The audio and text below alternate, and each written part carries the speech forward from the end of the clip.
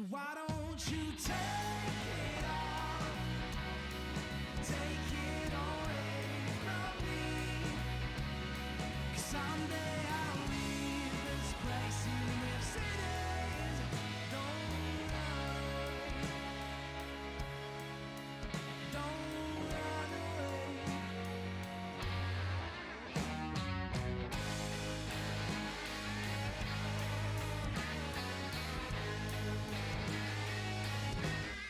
Well, it makes me lose my mind, but I don't get it why everybody's moving so fast, and I'm not even blinking with an eye. But I don't want your badge, I don't need no gun. I'd rather bleed truth than feel misunderstood.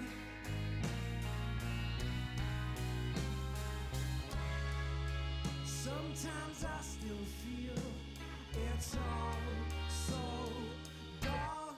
So why don't you take it all? Take it away from me.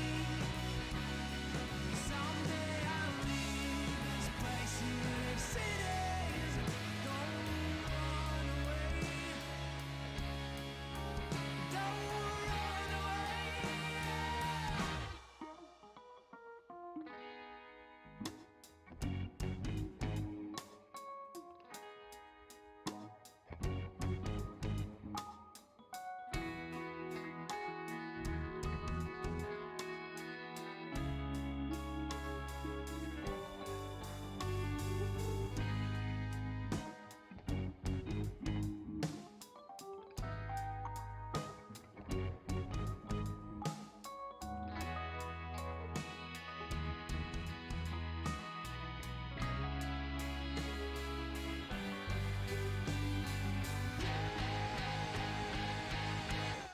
So why don't you take it all? Take it away from me. Someday I'll leave this place even if cities. Don't run away. Don't run away. Don't run away.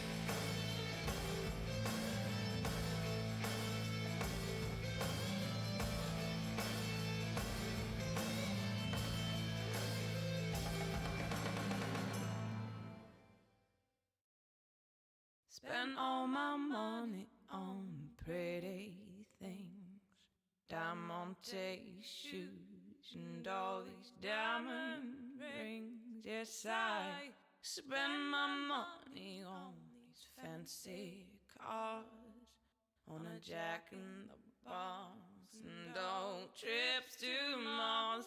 Yes, and I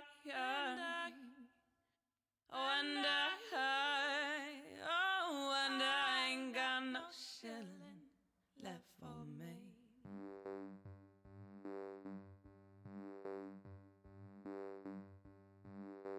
Spend all my money on expensive clothes, on a mink fur coat. Then I bought a house that goes. Yes, I spent my money on a swimming pool, on a lot of things don't think I'll ever use. And I spend my money on these pretty things, and I ain't got no shilling or left for me.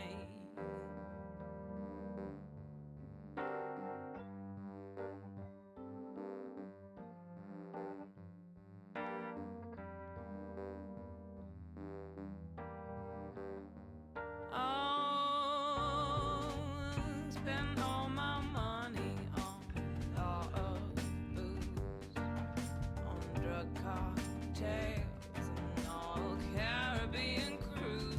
Yes, I spend all my money on these pretty things, but I ain't got no shilling left for me. On a Jack in the Box and old trips to Mars. Yes, I ain't got no shilling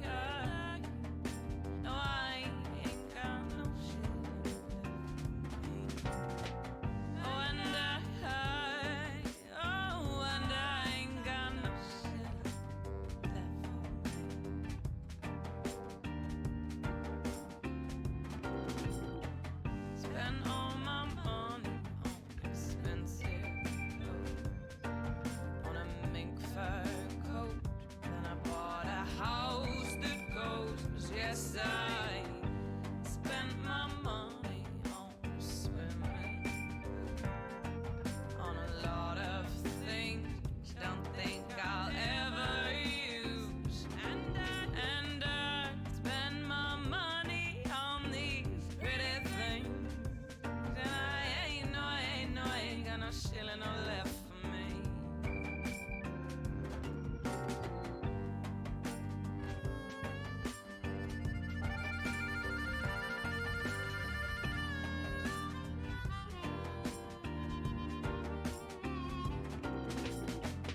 Spend all my money on expensive clothes, on a mink fur coat. Then I bought a house that goes. Yes, I spent my money on a swimming pool, on a lot of things don't think I'll ever use. And I spend my money on these pretty things, and I ain't got no shilling or left for me.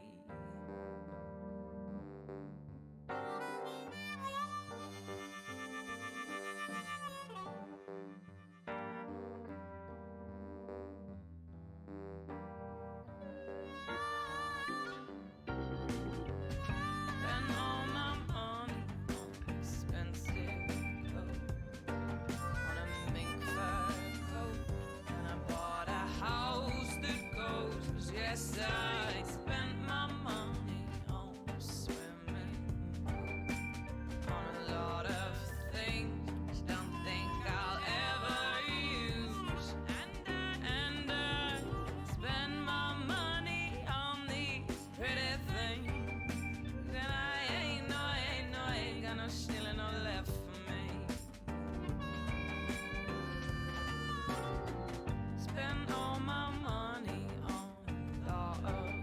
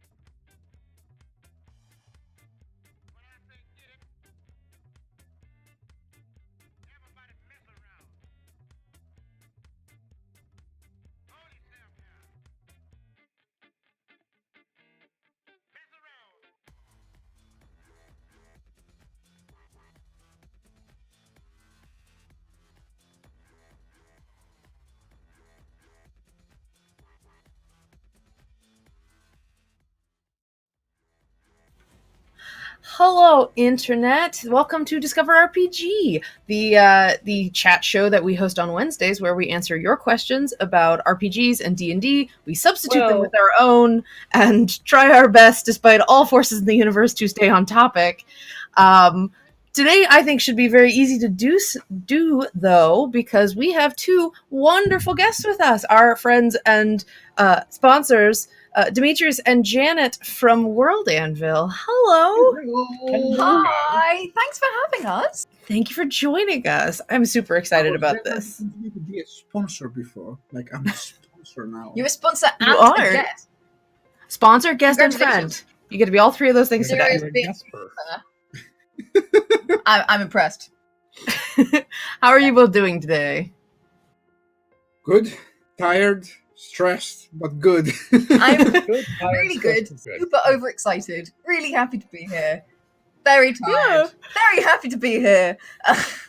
It's Well, we'll talk about at least one source of that stress and tired a little bit I think that later. The thing is that the 100% of the stress right now, like that, there is no other stress apart from. well for you. Oh, okay. I think Janet has something coming up on Saturday that might be contributing a little bit. Just a little bit. Stress are many and varied, but they're all good. It's good stress. You know, it's like, Good.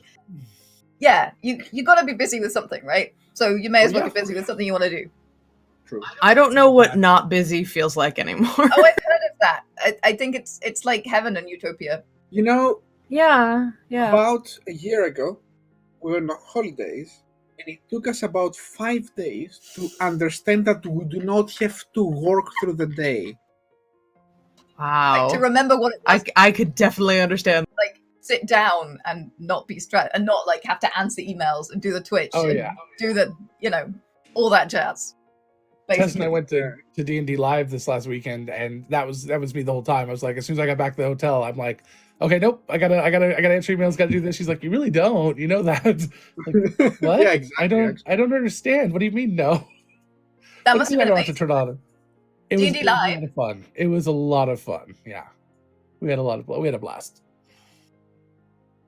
Awesome. So, we are talking to you guys specifically about World Anvil and Heroes today, but because you guys are our delightful guests, we ask questions of our guests to get to know them and help our audience get to know them. So my number one question I always ask is, Demetrius and Janet, how did you guys get involved in RPGs? What was your introduction to role-playing games? Do you want to go first? You start. You sure? Yeah.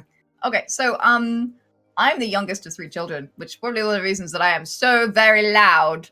But my older sister played RPGs very, very briefly. And I was like, that looks so cool. I want to do that, of course, because I was the youngest sister, right? And then they started up an after-school club at my school for this was when I was like 11. For D&D, and it must have been like 2nd edition or something. I remember almost nothing. What I remember is I played a mage with a really shitty name called like Maika or something. It was it was a hairball of a name. Anyway, also that my friend was our DM and she was hilarious. Also that we came across a group of kobolds, had to create a distraction, and we all got naked. That's all I remember about the whole campaign. No, fair. That was it. Like, at the first chance, off come the clothes. But that was basically my introduction. And, like, I'd always loved writing. And then I found this D&D thing, and it was completely badass. But then I changed, so I stopped doing it, right? Aww. Then I met this creature. Like, skip forward to the adult years. I met this person, and he was like, by the way, I do this thing called Dungeons and Dragons, like role-playing. And I was like, I know this thing. This thing is amazing. And yeah, it went from there. And I had like this great renaissance where I rediscovered it as an adult. And I was like, I remember why this was so fun. It's even more fun now. That's awesome. Yeah, and we've been playing ever since. Well, we're trying. We're trying it. When you have the time. Playing or being involved with in some way. Yeah. Right, absolutely. I recently saw a comment by Misty Vander on Twitter that I very it touched me very close to home. The idea of playing D&D is valid, but watching D&D is just as valid now. So Interesting. yeah, you can still be a fan of RPGs and D&D if you just watch them and you don't ever play them. You are not invalidated by that, which Right. it occurs. It's sad that concept is still going around, because about 6 months or a year ago that hit real hard over the Twitterverse, and it's like, okay, so I guess nobody who watches football is a football fan if they don't play the game. Yeah, it's like that's a really good analogy for that. You can enjoy anything. You can be a part of that community without doing it. Right. It's entertainment. It's enjoyable. And even if you have to take a break because you're really busy with your company stuff, you still count. Well, I have no idea what that's like. I played my first game not on stream last weekend, Sunday, just a few days ago, in a year. It's been a year since I've actually sat down and played a game that wasn't streamed or part of an audience show or anything, and it was the most fun I've had in a long time. Yeah, Logan, how'd that go? Did your goblin didn't murder didn't murder a sentient teacup a la Beauty and the Beast? You're gonna make me look really horrible on stream. No, he tried. His goblin. Actually, he was attacked. To be fair, but yes, and Mrs. Steep, and the Beast. I don't remember the Beast's name was Adam. They attacked first. To be fair, they attacked him. Actually, they didn't. They didn't attack me first. He discovered me. Dale Chip discovered me sneaking around inside the library. Came up to me and started trying to talk to me. So I yelled "Mazel Tov" and tried to stomp him. I missed, but then they attacked me. Mrs. Kettle, Mrs. Potts, what was it? Mrs. Steep leapt across the room at me and missed, and then Chip turned and went for my jugular and cut me real bad, like critically hit me. So yeah, it was a lot of fun. Crit hit from a teacup. He did. He very much did. Oh my god, it's too early. We started with pumps already. I'm sorry. Yeah, no. We played an entire day.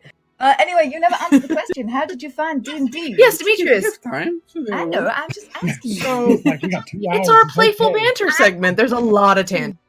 I was 8 years old, and that was a long time ago in a probably universe far away. And I went with my best friend in the day at what is essentially a coffee place. And some people were playing Magic the Gathering. And we were quite fascinated about it. And we asked them where they got it. The store that actually was selling it, which was no bigger than a closet, with a guy behind pretty much dealing the good stuff. Literally, like it was two bookcases and a guy behind what you could consider to be half a desk, with a weird smile and quite a bold hair and a mustache. Like he was a very friendly guy. You met him actually. Oh yeah. And he was dealing the good stuff, and literally he had the second on the book in the bookshelf, and I found them and I fell in love with them. And I didn't have any money back then, but my best friend did. So he said, "You know what? If I buy them for you, will you learn how to play it?" And I said, "Yeah." So I learned English because first one's I was 8 free. years old, free. And then I learned how to play D&D second edition by the age of 9. And I mean, we've been playing other games like that before, but effectively my first game was 8.5 second edition D&D. And yeah, since then I've never played a player pretty much, apart from when Janet played with me. I'm one of those cursed to be storytellers for their eternity. We try to get Logan off the soapbox every so often. But you know what? Come hang out with those plebs. We make horrible players. Case in point, teacup. Right. Sometimes the fact that we are so we want to have control and we exercise so much control, yet you not have control. We're like, I have no idea what's happening here, and I don't like it at all. Those aren't my house rules. What are you doing? To the point where Demetrius, because I'd made up. first of all, I did a one-shot. No, first of all, I did the campaign, and then I did the one-shot. Yes. Right? So first of all, I wrote him a campaign, and it was going to be epic, but I ended up flipping the table. So he was going to end up being a born-again dragon rider, competing with another dragon rider who was the evil one, who was also born again in this sort of epic cyclical battle. Yeah. Mhm. It's cheesy, but you know, epic. I love it. Yeah, He yeah. had this whole like connection to the moon that all the dragonkin recognized in him. So this was going to be the start of the revelation of this thing, that he was this born again dragon person with the soul of the and all the things.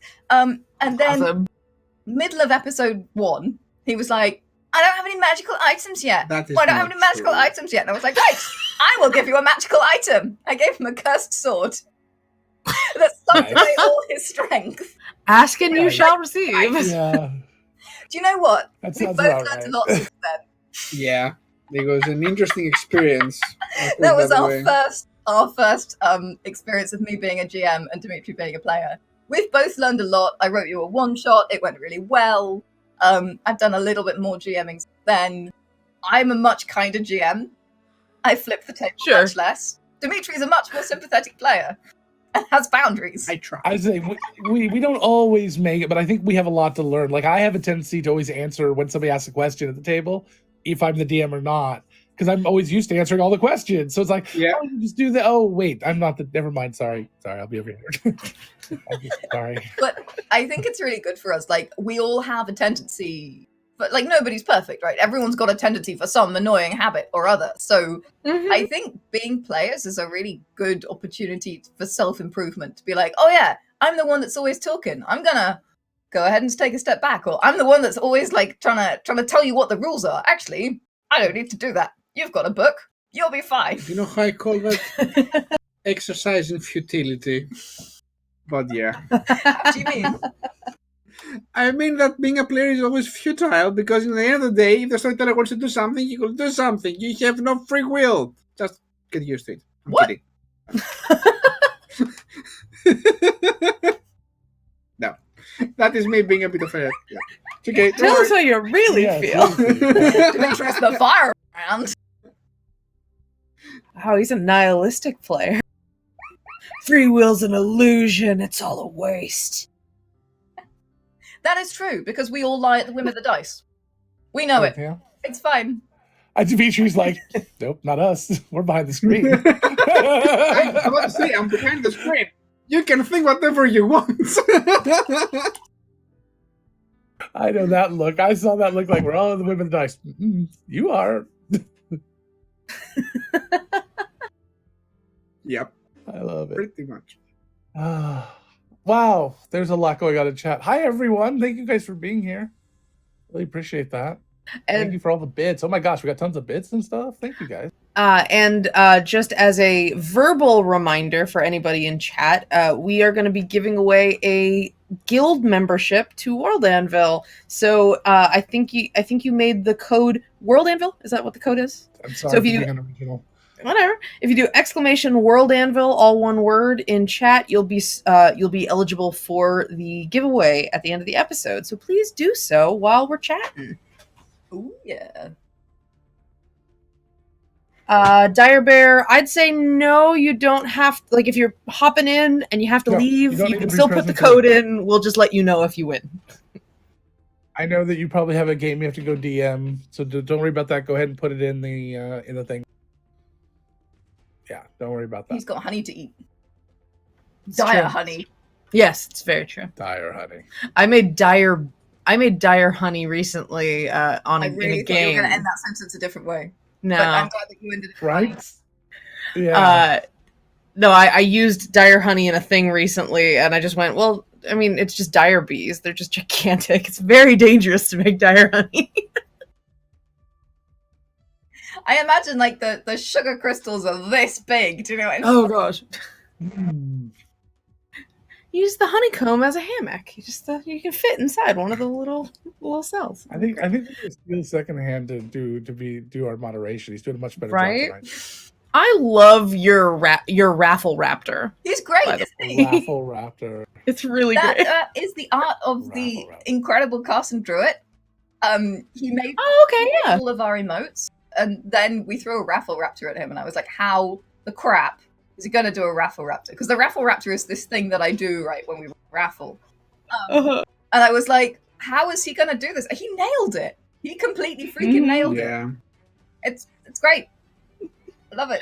Yeah, I follow Carson. I follow him on Dire Twitter. mayonnaise. I think we need to stop with the dire condiments. That's not So wait, dire mayonnaise. giant No, chicken I got eggs, this. Dire chickens. Yes, Yeah. giant chicken, dire chickens, because you Alright. need the egg. I Right. think It's both gotta be it. Carson That's all I can think of. and Lady Maya, his wife, are pretty much amazing what they're doing. In fact. Yeah, When they're it comes to legendary. their- They're awesome. it's really- Which one? What now? I missed it. Oh, sorry, we were. We're discussing Carson Druid and his wife, the Lady Maya. That they're Oh, okay. Oh, okay. Yeah. Yeah, Then- she's one of our Anvil. She's really badass. Oh, awesome. Well, speaking of Anvilites, let's get into the topic then, shall we? We've been doing themed episodes the last few weeks, and they've been working really well. So our theme today is you, basically. All right. Now we're pretty much well. We're heroes. Heroes is what we're talking about. Sure. Well, it's We it's can talk all about villains related. too, I guess. But I think heroes is You're you're You're gonna my have to create a hero. whole new, different. All right, so I warned you.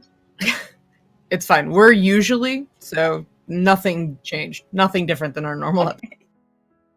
Weird. I just meant weird. Weird. Oh, Logan. We're usually weird. All right, so I assume, just based on the tone of chat, that everyone here already understands what World Anvil is.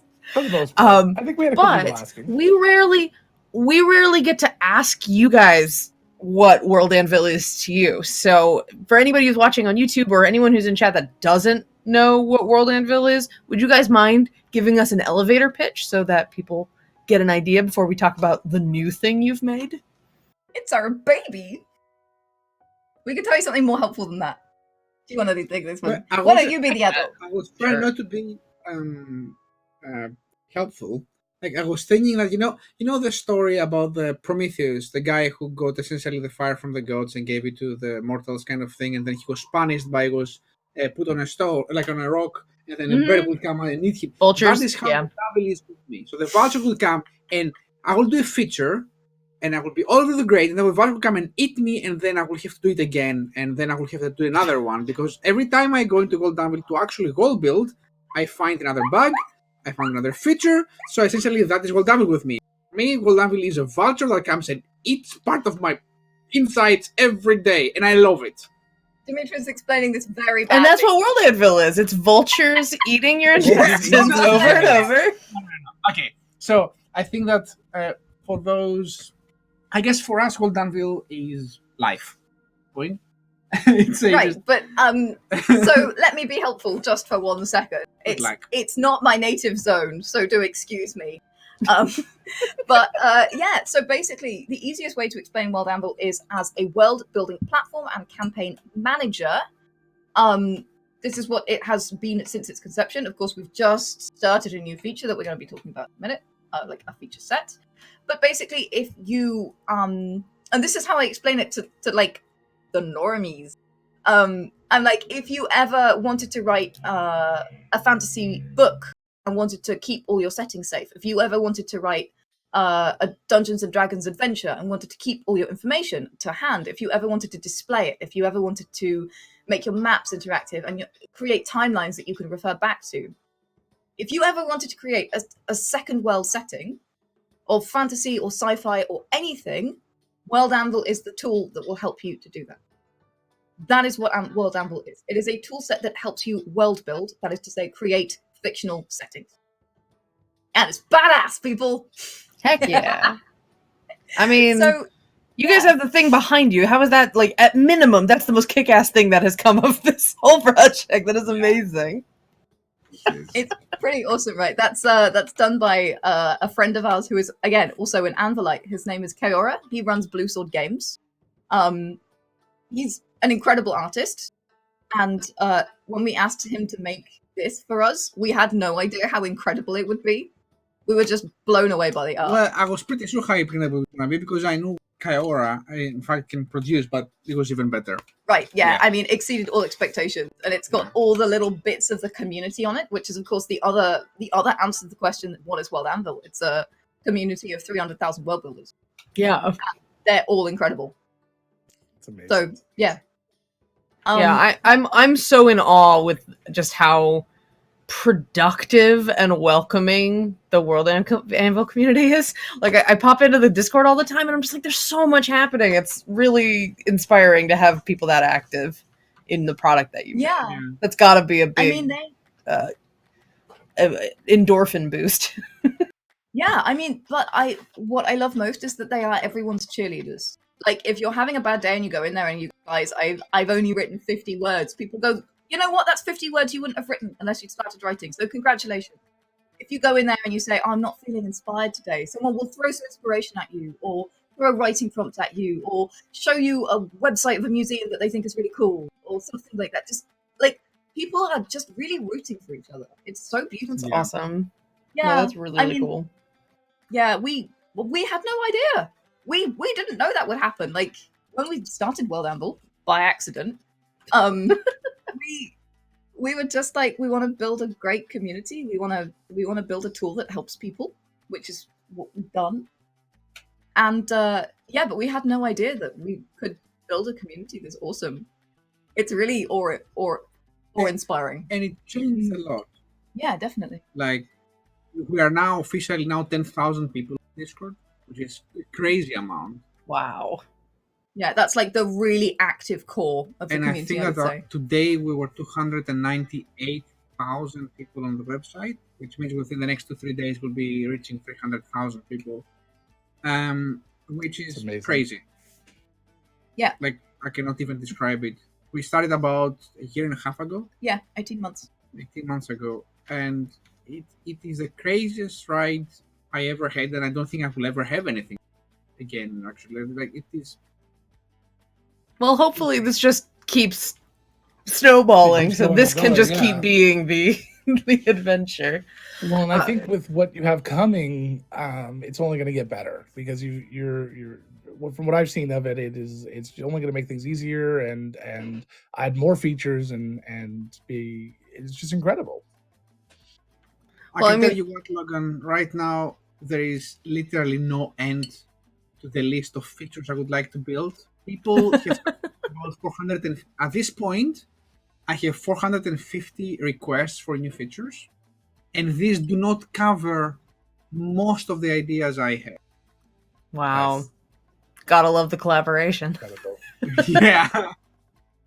Well, I think one of the fact that you guys have so many active people on your site, I think really speaks to the idea that you keyed in on a need or an interest in having a tool like that just didn't exist before. I mean, there were wikis, there were sites like that, but that the amount of effort that you put into for what's essentially just like a little encyclopedia entry, that you don't necessarily get a lot out of that, but you guys added things or understood what world builders or what creators really wanted to do, or at least understood what would be really awesome to be able to do, and really keyed in on that. So I think that your success in such a relatively short time is a statement on the fact that you just like got a finger on a pulse that nobody had really known to do. And people had tried. I mean, I personally tried as many as I could find, probably 12, 14 different ones before I found World Anvil.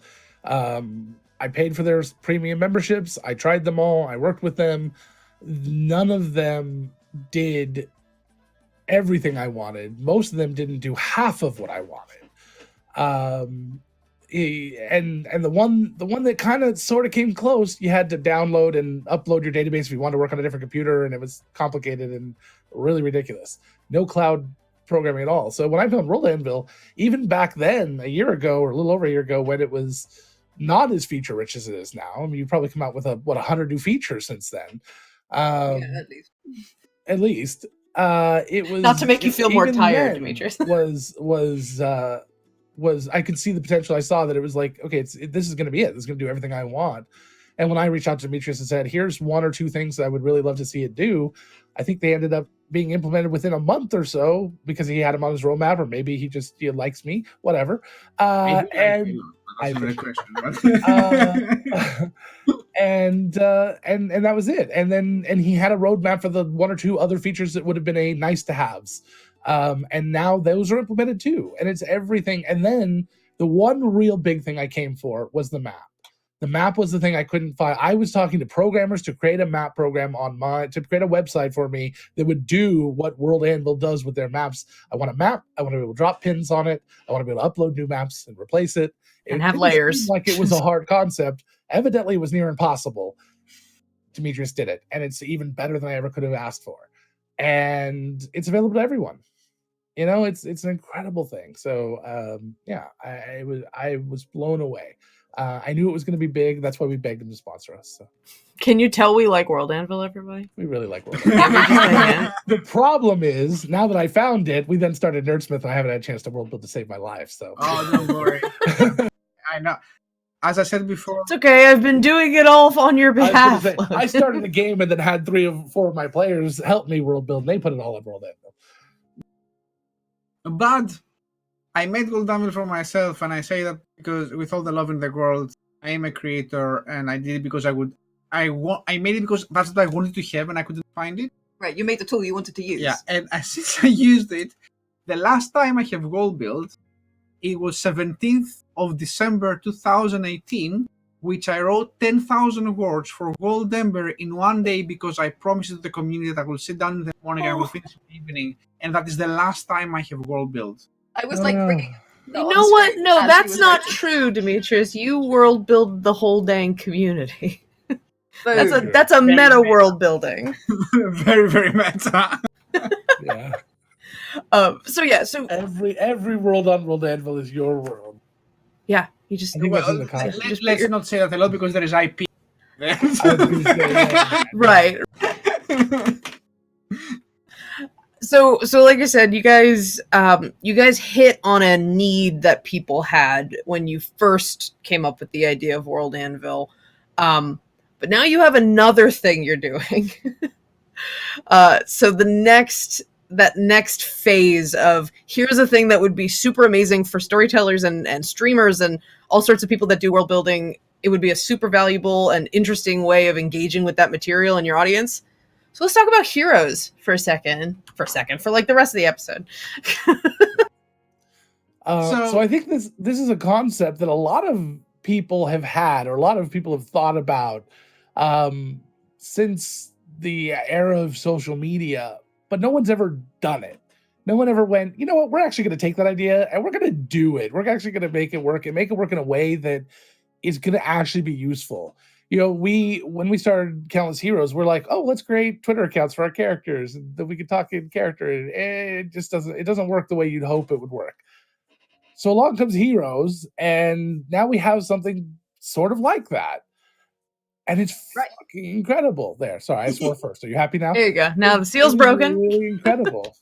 So tell us about it. Tell us about Heroes. Where did the idea come from exactly? What did you seek to do, and what did you end up accomplishing?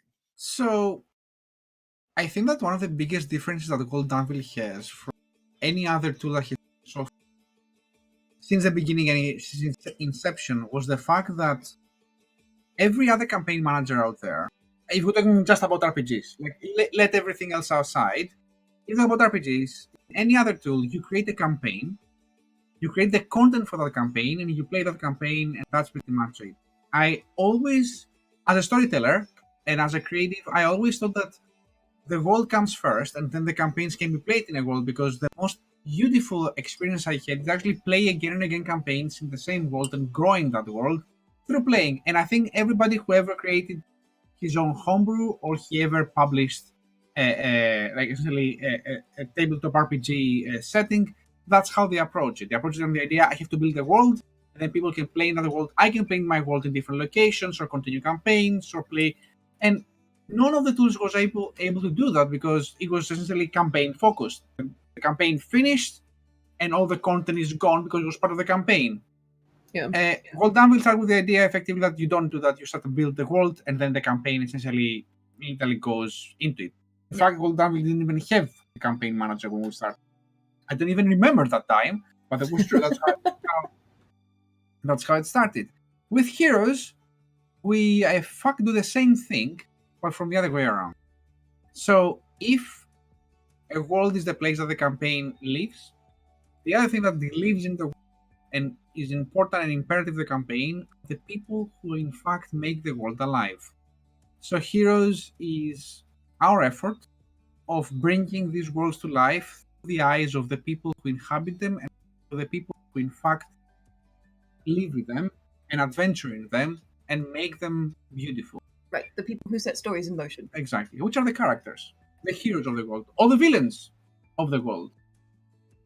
And that is what Heroes is. Heroes might look like a social media network, might look like Twitter for characters or Facebook for characters, but in truth, for me, when I started Heroes, my thought was that I haven't played many characters in my life, but the characters I played and I love, more or less at some point when the character sheet is lost, when the campaign is gone, they are fading from memory. I wanted all those beautiful creatures and beautiful ideas and beautiful concepts I created to stay there for. And that was Heroes for me. It was an opportunity for you to create a log of your character, to put a signpost on their life, on their adventures, on their struggles, and their essentially amazing efforts and legendary epics. That what no matter how it looks like, what it does, that is the concept behind Heroes. Heroes will be the place that your characters can live forever, regardless how long time has passed. Yeah, the longer campaigns that we've played, we still talk about the stories of those characters and what happened to them, and it is kept in a verbal storytelling medium. The only things we have really that are written or more concrete are either the character sheets that we've written, or like we wrote a lot of downtime. So there's like some fiction that we would want that we have that captures little moments, but not the session moments. And I really enjoy the idea that that Heroes gives you that opportunity to create, like you said, those signposts.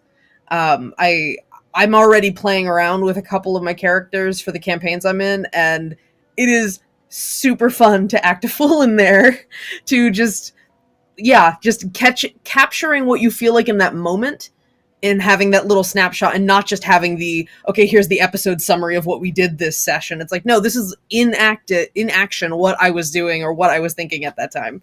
And that is so potent and interesting to have that saved.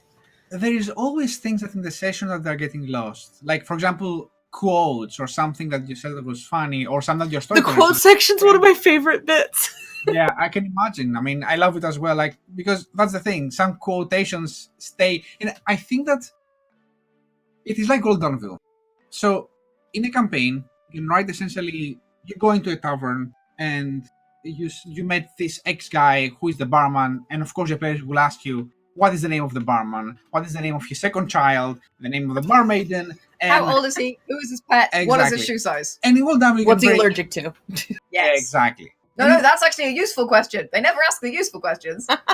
And in Old Anvil, you can easily go there and very quickly write now with essentially Heroes, you can write an NPC and say, this is what the players know, this is what actually is happening, which is really cool.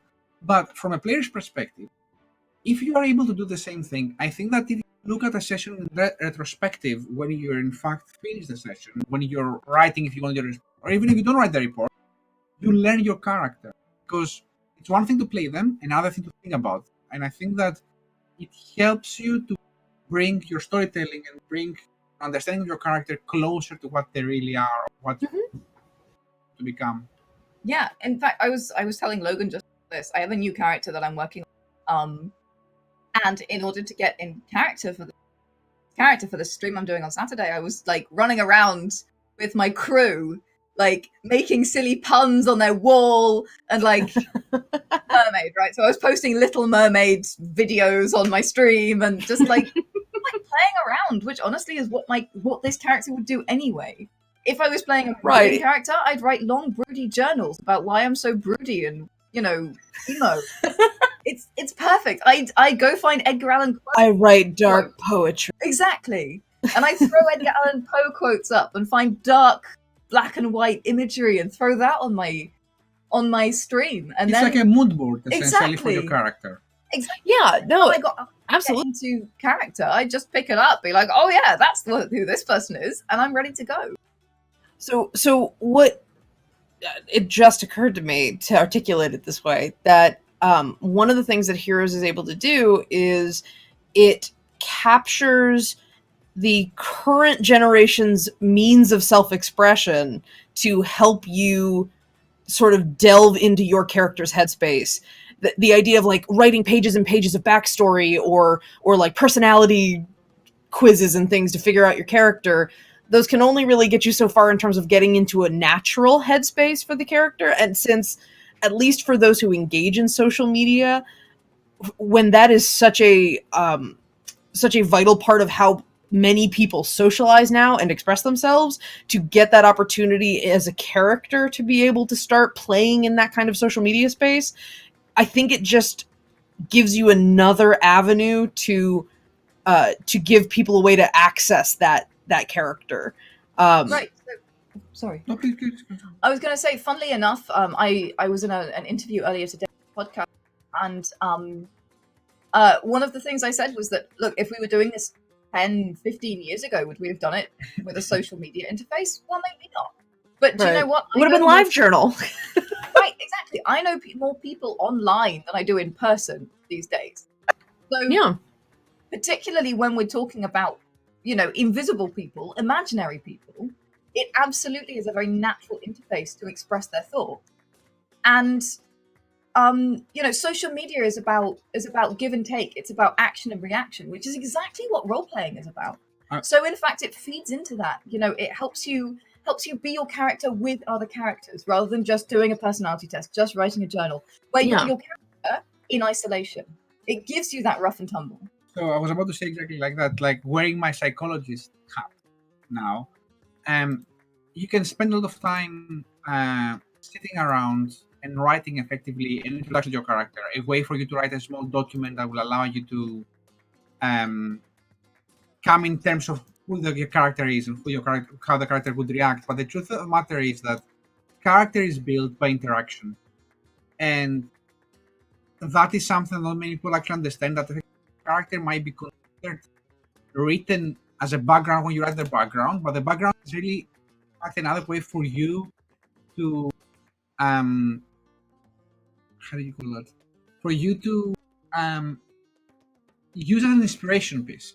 Mm-hmm. So it's another piece in your mood board. But the truth of the matter is that this is just another way to inspire yourself, not what the character will be. Character will be what he is by interacting with the rest of people in the party, with your storyteller, with the story itself. Well, one of the things I really love about the interface that you've put together, Dimitri, is the wall of postings that the character, and we will share Heroes in a minute after we're done waxing about it, but the wall of just normal postings, that feed of what a character puts up, there can be so many different elements to that, but then you've incorporated all right, we want you to have this free form space to play around as your character, but then we're also going to take that information and do something very practical and functional with it. So the timeline on the hero's profile is a really neat way to take, all right, I posted a bunch of goofy memes, I put a bunch of pictures up, but in the middle of that, I leveled and got the following boon to my character. That might be important for someone to just be able to glance and see literally mechanically what happened to your character. And in fact, something that is kind of a secret, so I will just tell you that's the first thing to hear from you, from anybody else. Actually, only Janet knows about that. One of the things I wanted to do with that is, as you said, that I need to have the ability for somebody at a glance to learn the history of your character, because that's something that cannot happen. And that's why journals and achievements, which I think they are the milestones, appear in the history. The thing I will be doing very soon is the ability for people to be able to search through that stream for keywords. Nice. Which effectively means that if you want to remember the name of the barman, you will actually be able to remember the name of the barman. Not everybody else. You can search barman. Exactly. You will be able to search your own stream. Nobody else will be able to, but you will be able effectively make actual notes out of your things, and tagging will help, of course, on all of those as well, because they Yeah, I was gonna say tagging is a great one. Is there gonna be not to quiz you during an interview, but is there gonna be tagging of other characters option? it's Like already if you have people in your party? possible. Oh, there already is. It's a bit of Awesome. it's a bit hidden, because at this point, Okay. when you do @ it won't do anything. It will very soon, but effectively right now, if you do @ and you use the URL of the character, like the Slack of the character, it will actually work. It will link to the character. Oh, okay. Yeah. That's So, awesome though, yeah. because I think one thing that'll be really valuable on that system is having the ability to engage with your party members in conversations and being able to begin those conversations, not just have it be dependent on someone commenting on your post, but actually tagging somebody to instigate a conversation with that character. So one of the things and the ways I imagine that, and I will give you another thing that will be coming in here, is because there is a big line of things that will be coming. So one of the things that exists already is the fact that you can go through a tag. So if you hashtag something, that is in fact a conversation. So if you go to the hashtag, you can actually see all the posts from that hashtag chronologically, which means that if you, for example, do hashtag countless heroes, and you start talking with people in the countless heroes, you will see only the posts from these people, and each post can have comments as well. So there is going to be a discussion by itself. The thing we will be building and will be adding is the ability to create groups and invite people into those groups, which essentially means you can actually have private conversations in these streams. It will be much more than that. It will be a way for you to interact with communities of people that you want to effectively interact with. And one of those, that's awesome. of course, will be the group of the goal that you belong to. Very cool. So, how about we share a little heroes since we've been talking about it for like an hour? Let's do it. 20 minutes, but okay. All right. I Shall I know. share my screen?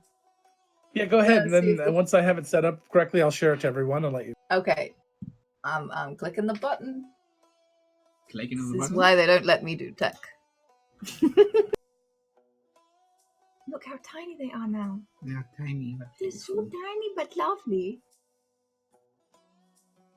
All right, 1 second. I'm gonna get the transition over. There we go. Boom. Just as your logo comes up with the rotation, almost like we planned it. Oh yeah. So Although you changed your logo, I need to put the new logo up there, so I apologize. wait, What? I don't know what happened. Did you guys adjusted your logo again? You changed it up a little bit more, right? Did you? But we last had an time. older. I think we had a slightly older version of your logo, and then recently on the Heroes pack, I think it got a little polished. So Right before WonderCon, it was a changed logo. Was there another new one since then? No. Like where we'll the have light like goes change the down a little bit and adds a couple of lines to it. There's one that's set with our motto, which is Light Up the Forge, and there's one without Light Up the Forge. Okay. So is it possible that you have the one without the little We'll tagline? find it out. Don't worry. yeah, we'll work it out It's later. fine. Yeah, we'll worry about that later. That's not. I didn't. It's see the all need to cool. this. Okay, there we go. So Why is it so Hello. compact? Is it original? yeah, so it fits on the Oh, okay. Oh, yeah, our When you Twitch close- layout. like when you close the sidebar.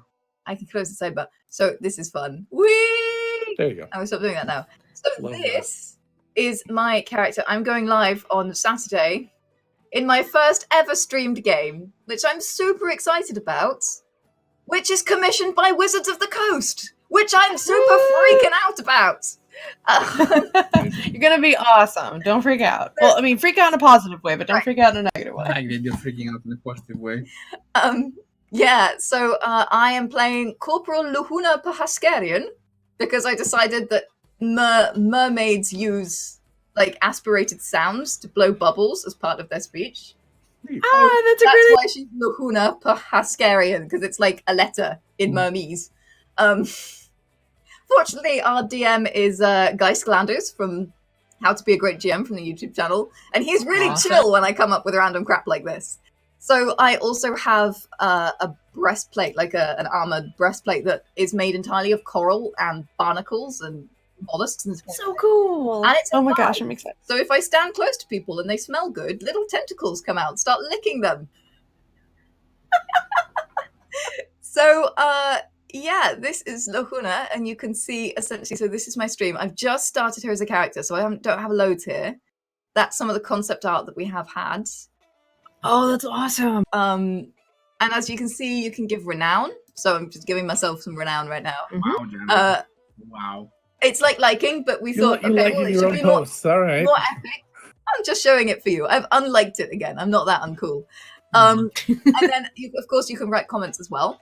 On yourself. Again, I'm not going to write comments on myself. I could be like, oh my god, I look so totally hot. You have to add comments like that. Yeah, it's smart.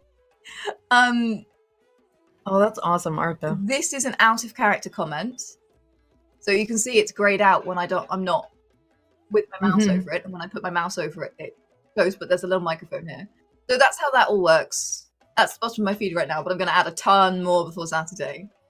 Well, I had a question. So I know when you put pictures onto Heroes, you're uploading pictures from like your own computer. Yeah, that's but the and then those are stored on your account, so you have like a gallery on your profile. Yeah, so you can see anything you've uploaded. So that's my gallery right now. Yeah, which is very, very fun. The video though, do you just put the URL of the video in there?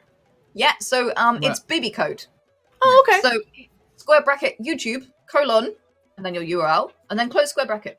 So it's the same code you can use in Gold Anvil, effectively. Yeah, sure. Absolutely. We have a whole video on BB code, a whole tutorial video. So if you've never used BB code before, it's super quick and easy to start learning. Like it walks you through really quickly. So like by the end of the video, you'll be like, oh, why did I ever think this was hard? It's really straightforward.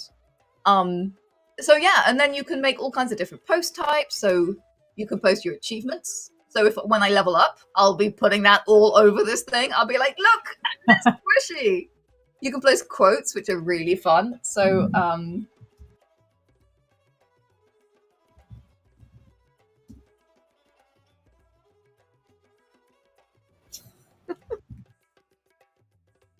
and then you can share those. See? And they sort of pop up like this. It's really fun. And then there's the attribute. Yeah. So no, we habitually keep out of context quotes for our campaigns, and like this is exactly why I'm obsessed with doing this. This is going to be perfect. And you can also click this button to grab the link, and then share the link on Twitter or anywhere else if you want to just give people an out of context taste of your character. Oh yeah, that's a great idea. Okay. So that will absolutely work as well. Yeah, and then of course, as with any character, there is the about section where you can write all your fluff. Oh wow, you wrote a lot. Yeah. Impressive. Awesome. I'm a writer. That's what happens when you give tools like this to a writer. There's going to be a book in here before. And then the of course, sheet. the all-important sheet. Yeah, the sheets are a really big one for me. Yeah, so this works from a mobile device as well. So I've used it on my phone. I do not have a big phone. This is a regular phone-sized phone. That's my hand. That's the phone. It works absolutely beautifully. So I will legit be able to use this around the table on my phone, which is perfect. Like that's what we wanted. Yeah. And then there's the quick slots update here. So for when like you lose hit points, you can be like, oh, I now have 10 hit points. Oh. Because you only have 12. Okay, that's not that bad. Or whatever. So that makes that really quick. And then of course there's the full sheet here, which do some rolling. I was gonna say the all important being able to roll on the exactly. That roll, of course, because now she's not in session, it's not recorded anywhere. But if you are in session, Sure. the fact is this is all shared by everybody who's playing in the session, and including your storyteller as well. I will say that roller has been incredibly kind to me the last day or two. I had 2 nat 20s when I was rolling the other day. Nice. Oh, that's really good to know. Honestly, One of which to get a boyfriend. Oh, yeah. I was very, very pleased with myself. That's awesome. So, if I had put in my spells, which I don't have any yet because I'm a level 1 paladin, but when I get spells, that will be available here as a why tab. don't you give her a dart, just for example? Okay, let's do that. I'm gonna go edit the character. You can edit the shit from there. Oh yeah. There's a button. No, As you can tell, not that button. this That button. no. But you said I could edit it with pressing the edit button. As I said, I've just started this. What are you doing there, Spoon? I'm reading your character. What are you doing to my character? So let's add an 1 to 3 to that character. 1 to 3 is a dart. I know for a fact that this is the I'm dart. going to add a spell as well. I don't remember any spells. Well, 1, 2, 3 is going to be a spell block as well. So you go to your sheet now. You can see here that you have arms and equipment. Meaning that Oh, you great. can actually have it in front of you. So have you can essentially your list whole the spell blocks. box. Exactly. Yeah. You can, and if I put in spells, they would show up in a spells book, just like the arms and equipment tab in a tab one over. Yeah. But basically, if I'm in play, I can just swap between the tabs really quickly if I can't remember what I want to do. Yeah. Why don't you give her a spell? 0 level spell. Number? Alright, I'm taking my life into my hands here. See what comes up. It can be anything indeed. Let's find out. Butt spell. It's not a butt spell. Lesser Lich. That's not bad. So As a cantrip, I think I'm on a win. yeah, I think having a lesser lich as a cantrip is probably. Who says D&D 5e is OP? Okay, so when it's darkened like that on the sheet, that means it's clickable to Yes. roll. Yeah. These are dice.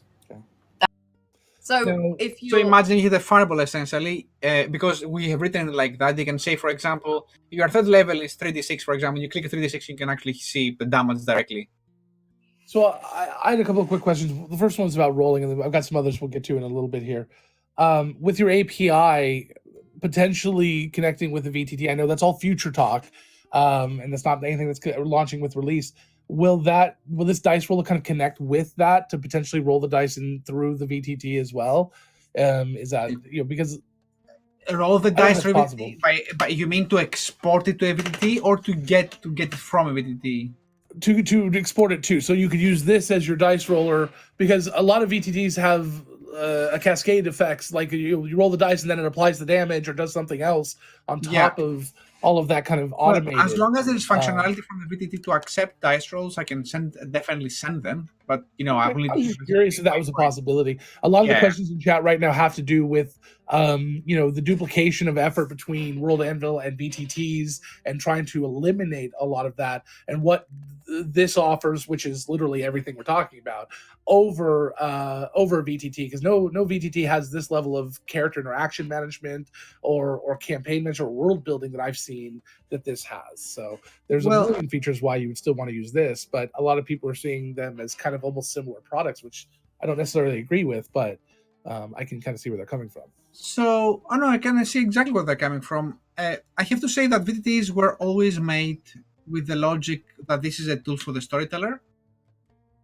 and Heroes was made with the logic that this is a tool for the player. And of course, the campaign manager is for the storyteller, and it does have a lot of information, and it's not made as a VTT, and it will not become a VTT. World Anvil can be played beautifully as theater of the mind. Yeah. Mm-hmm. But if you want to have miniatures working around and playing around, again, probably you need a VTT or some sort of a table of some sort. And I think that we will not go there because there are so many VTTs that do it so beautifully. Why going to a space that there's already so much coverage? This was made for the players to be able to play around the table or online, but you can actually get everything you want from there. I mean, effectively, what we said always is that World Anvil is not a VTT because it's not a table, but the digital storyteller screen, which we can actually show, is made to allow the storyteller to play their games as they would behind their screen. So the World Anvil is essentially the DM's screen, it's not a table. As simple as that. And this is not a table, this is the characters that you have in front of you on the table. Right. Mhm. So yeah, for the players, it's the notes and the equipment and the character sheet and all that stuff, except you don't accidentally feed it to your dog. You never lose it. It's on the cloud. It's there when you need it. It works on your phone. Yeah. Well, and the idea that, at least for a couple of the campaigns that I've been in since I've started using World Anvil has, at least for me, felt like the repository after you've played, and the storyteller features in Heroes have brought it a little closer to World Anvil is where I put that information before I start playing because I can use it during game. or I can fill it out during game. Because you have those sort of shortcut creators for like NPCs and stuff. It's like I need to make a stub for an NPC. I don't have time to fill it all out, but I can make it because I had to improv something just now, and I don't want to forget that I made it. And that was one of the things I wanted to do there, because I know that, I mean, that's how the style of play is for many storytellers. You will have some NPCs which are like essentially mission critical that you have already and you know about them, or at least you have a better understanding. But there's always going to be the barmaiden that you want next time the players being there to remember her name and not change her name, because I think that everybody has done it so far. That you have that maid that changes name every 2 sessions, essentially, because you don't remember the name, kind of thing. Right, but also you don't know what the players are going to show interest in. And you know that NPC that you were like, oh yeah, his name's Boris. He's a farrier, and he likes cheese. And they're like, oh my god. Becomes the second most important character in the campaign. Guys, Boris is not important, but they don't want to hear that. They want to know everything about Boris. And then, of course, because they've weirdly fixated on Boris, they're going to keep fixating on Boris. So you better freaking remember what kind of cheese he likes. What his name is as well. Right, exactly. The players become cheesemongers. Right. Yeah. That is the new campaign. I think that the big feature there is what you hit on right up front, is the idea that this is a tool for the players greatly, not completely, but greatly. And that is something that I've never seen a VTT do, is focus on good tools for the players. At least per my personal experience. I've tried maybe 3 virtual tabletops, but the amount of information that you can easily organize, this is stuff that a lot of my players will use. You know, it's not just, we've tried a lot of different things. We've tried different wikis. We've tried a bunch of things that the players could access and add information into. Matter of fact, that was the feature early that I talked about wanting from Demetrius early on, was the ability for the players to enter information like you could in one of the older systems. There was one system that did it really well, and they were, otherwise they did everything as horribly. They did one thing really well, and this was it. And now this is taken to the next level. This is not just, oh, I can make a wiki entry. This is, I can literally organize all the information in a way that I use every day in my real life. And that is something that all of my players can probably get behind very easily, very quickly. Even the ones that say, no, I only take handwritten notes. It's like, well, no, now it's like I'm just sending out a tweet. It's like, okay, great, or whatever. Well, and especially for streaming campaigns that utilize, like, we have a Discord chat and we're chatting all the time, and it's a mix of out of character and in character commentary that could get moved into this and then shared. So you're not having, if you are interested in having more of a direct impact with your audience, and you talk about the idea that Heroes is focused on the player experience, but there's also that neat level of audience experience that would not normally be in a virtual tabletop, because you're not really sharing that as much. You have to stream the screen to be able to really share that with an audience, or invite them into the game, which is probably not ideal. So your public screen feature, I didn't use this article type before on World Anvil because I just hadn't, but the plot and story articles being incredibly useful on that public screen, because you can write, all right, here's the like TLDR of what they've been doing for the last 3 episodes, and if it comes up again, the DM can open that article and share that with the audience and say, okay guys, we're not going to like do a ton of exposition, you can find out what happened on this sheet or on this article, so go look at that. So being able to use that as a shorthand for exposition for the audience is really interesting. Yeah, so I mean, as World Anvil, one of the things that we always try and do is serve both people who are professionals and people who just want to run a great game or want to write a great book or whatever it is that they are using World Anvil for. So we talked to Jason Massey from Dungeons and Randomness the other day, who is, by the way, just the most excellent guy, like thoroughly good cookie, love him. And he was saying, yeah, you know, I have to manage, 15 in-character Twitter accounts, and it was just not manageable. Like the overhead was just insane. And we were like, how can we make this easier, and how can we make this more interactive for players? For audiences who are watching these streams. And that was the other thing that we wanted to make sure that the social media thing served, is that, if I watch your game and I love your character, I can go and comment on that. I can go and find your and not just enjoy your post, but be like, by the way, I love what you're doing. By the way, it was so funny when you did this, that, or the other. And soon, TM, we're going to be able to have character art like fan art submitted Oh, to that's people great. for approval, And guest books as well. and guest books as well. So for Oh, people that's a who good are- idea. people who are streaming, for people who want to show this kind of stuff, it's not just Mm-hmm. going to be the audience screen that shows you the state of play with the character's hit points and the handouts and the articles and the dice roller and all of these things. You're actually, during the game or after the game, you're going to be able to go into Heroes and follow people's characters that you love and learn more about them, learn what makes them tick, learn what they're doing in downtime. That's like when you have a 2-hour stream, you just like there's not time for that. So it gives this whole other dimension to the characters, this whole other dimension to the streams that's so interactive. So Yeah, and instead of having like an in-character Twitter feed where you're sort of just trying to shove the character into a space that wasn't really designed for it, you're just interacting, and then there's an element of fun there to be able to interact with live real people, but this sort of pulls it back into where it matters, which is in the story and in the context of the campaign that you're playing, which I really like. You're playing around in a social media space, but it is in service to the place you already are building in World Anvil, that campaign and that environment that you're already trying to make alive in World Anvil. It's just informing that even more.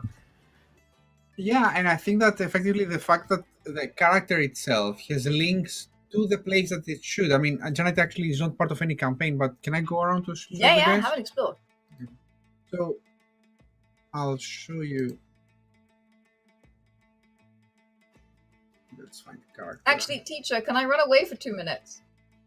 Where are you Of going? course. I drank loads of tea Please take a break if you have to. for reasons, but I will come right back. I'm so sorry. It's okay. Bye.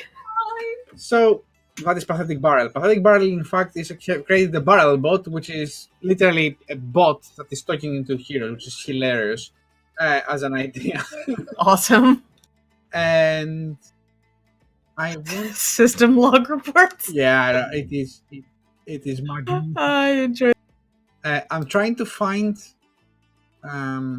See, people can see their journals actually, whether they wrote. I'm trying to find a character who is in the campaign because I have seen many of them, but are they in campaign? Not in campaign.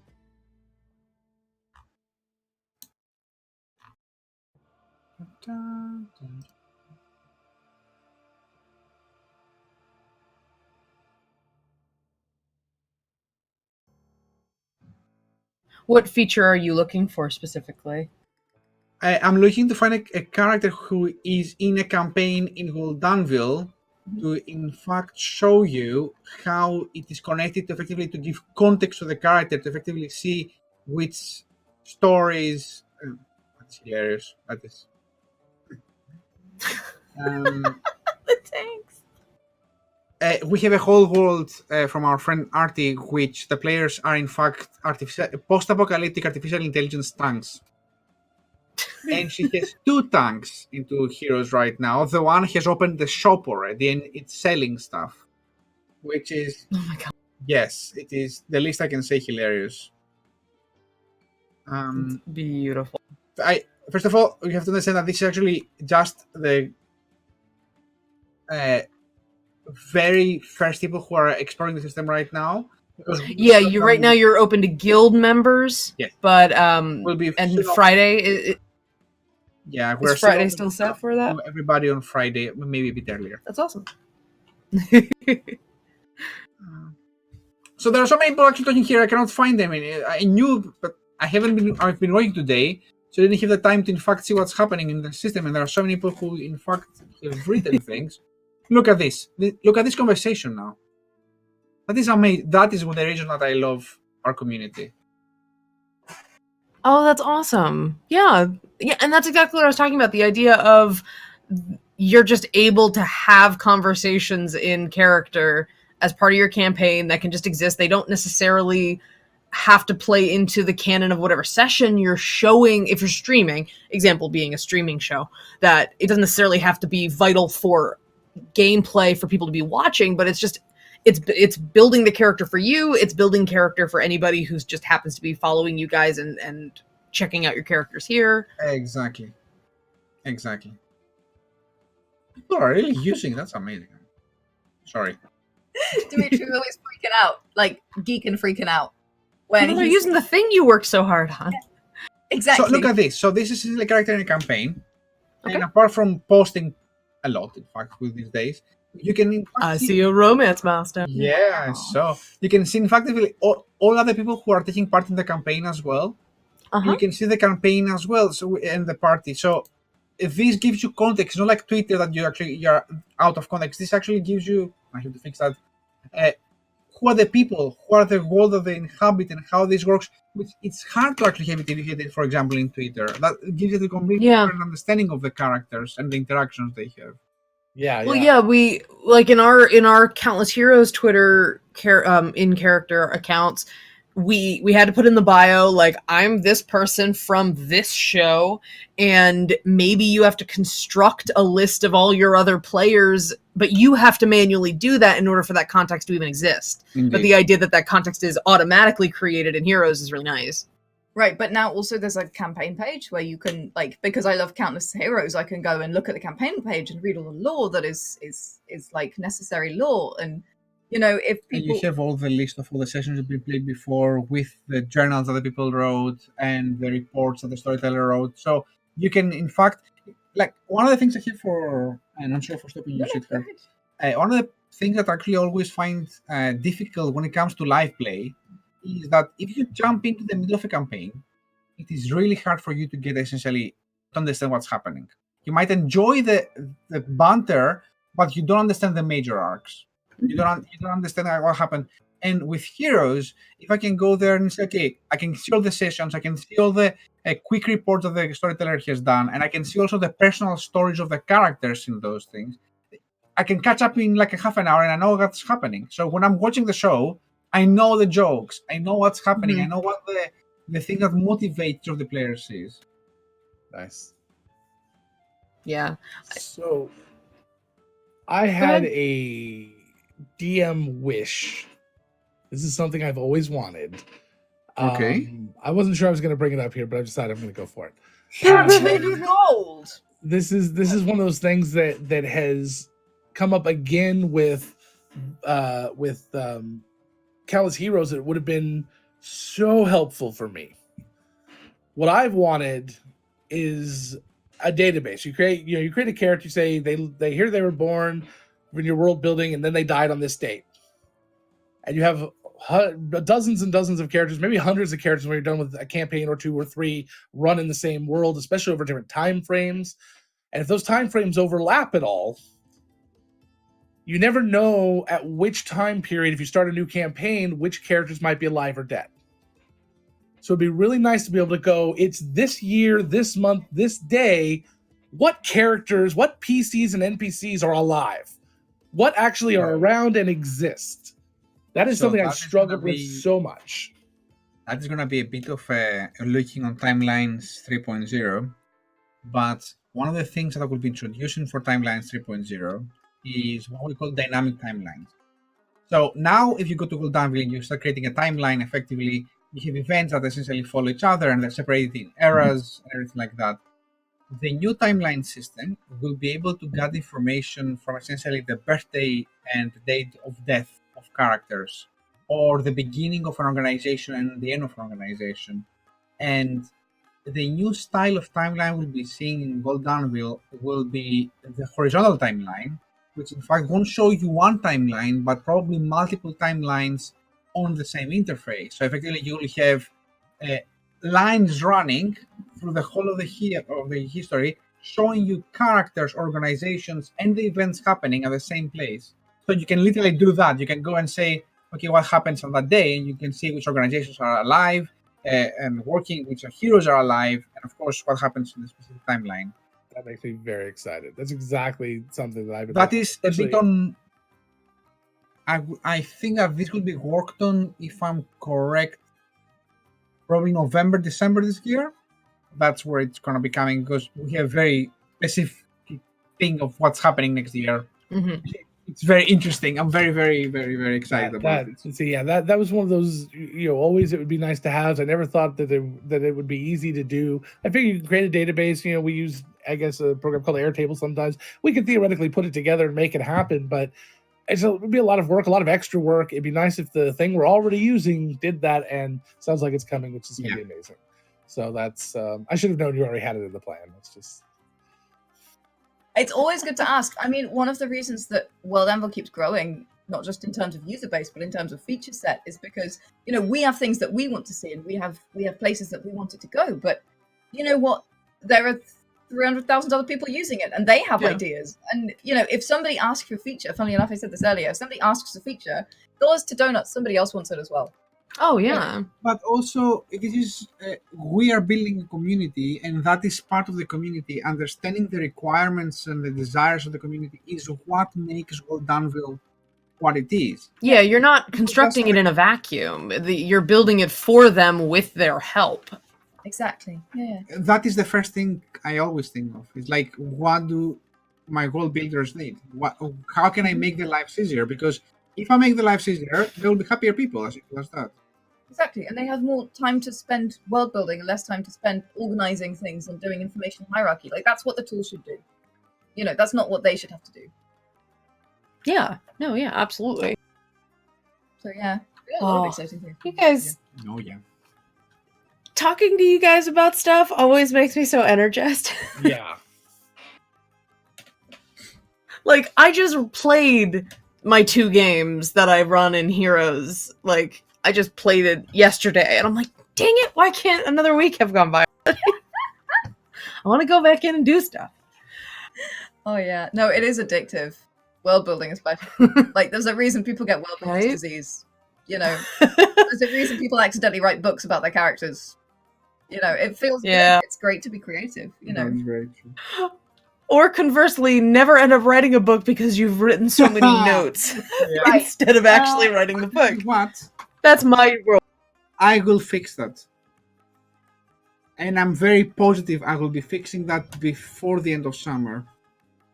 I'm gonna say I've seen little inklings of, if you're an author, you're gonna be real excited about things coming down the pipelines.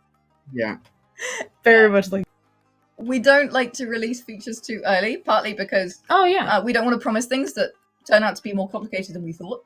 We don't want to release things until we're sure that they're what we need, what people need, and that they do the job they're supposed to do.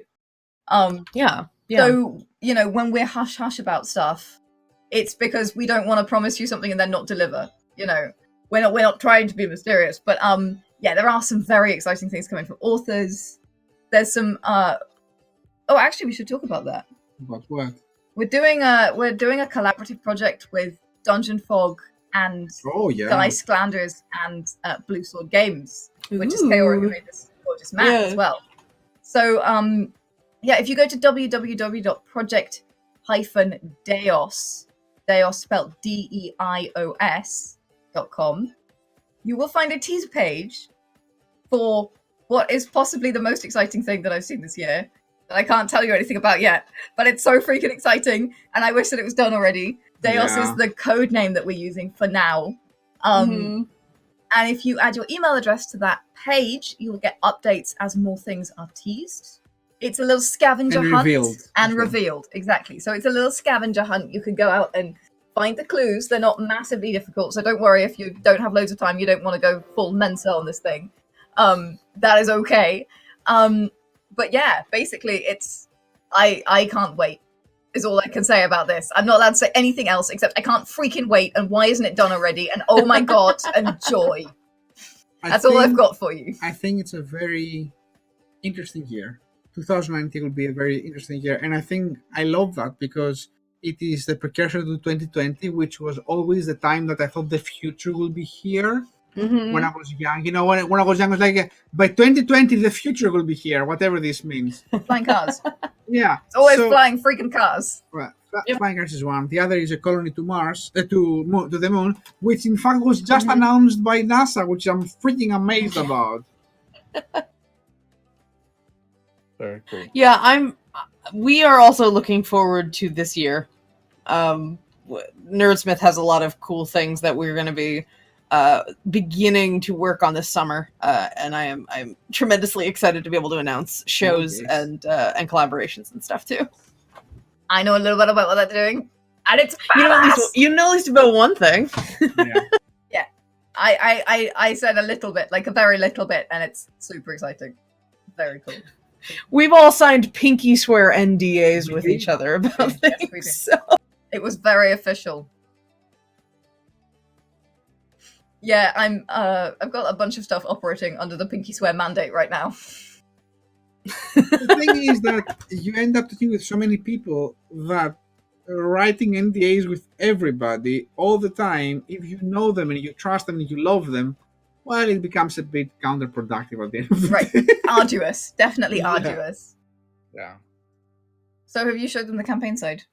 No, I have While I not. was peeing. Why don't you show them? That I think that's a good thing to talk to people about. So not only is Heroes designed with Do you have any campaign? character interaction in mind and character expression, there's also going to be there are campaign features for running things as a storyteller and for running sessions as they're happening, running live session tools. Exactly. Yeah.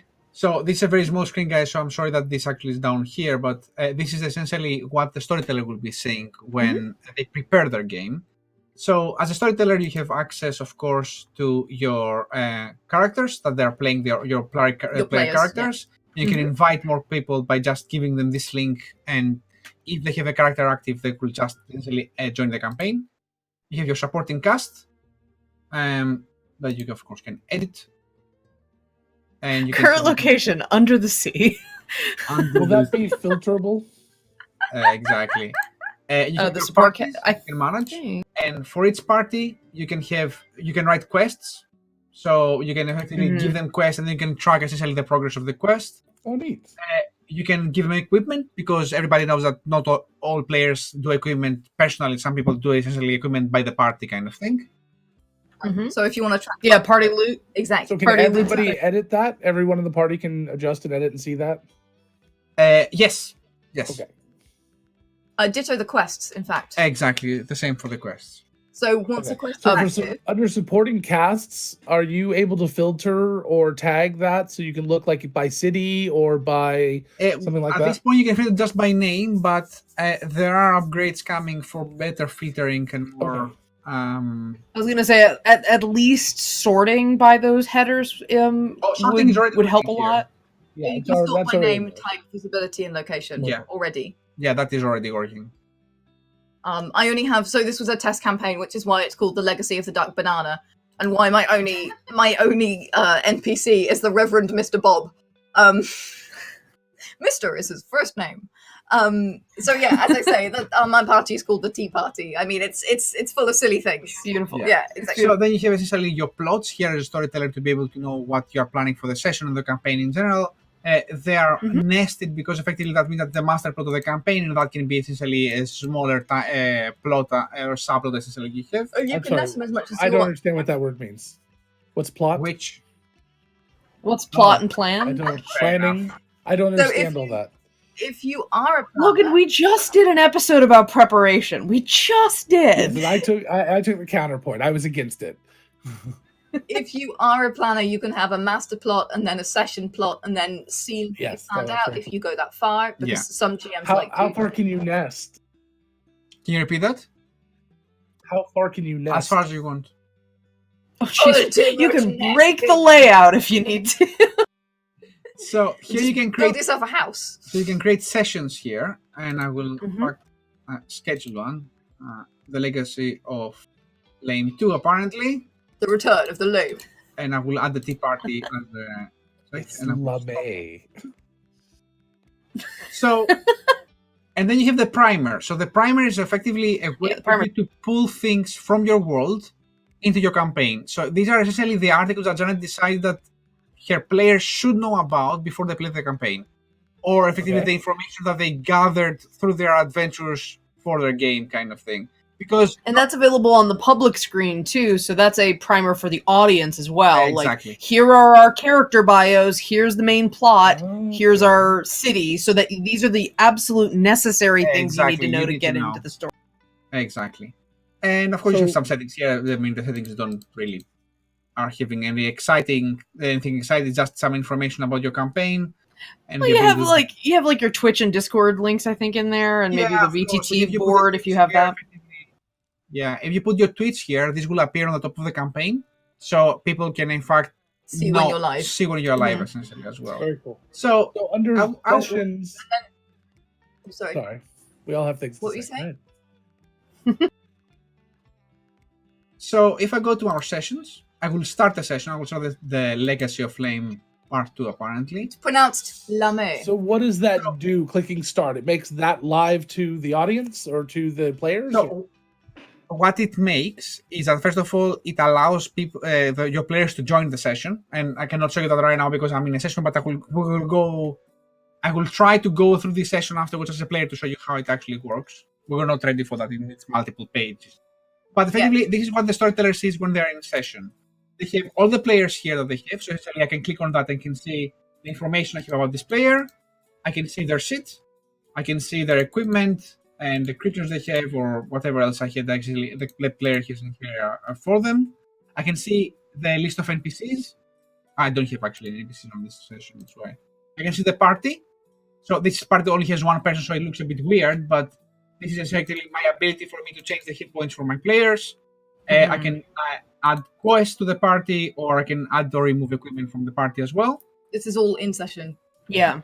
That screen looks very weird when you have a very small screen. It was made to be full screen, essentially. Yeah, it was made for. Gotcha. So it's the ideal thing for the dungeon master side, the game master side. It's sort of a laptop size screen or a tablet size screen. I have made it to work good with 1440 pixels, which essentially is pretty much any screen on a mobile phone, or like the smallest laptop will have that screen essentially. Right. So an iPad or a laptop will be fine. Yeah.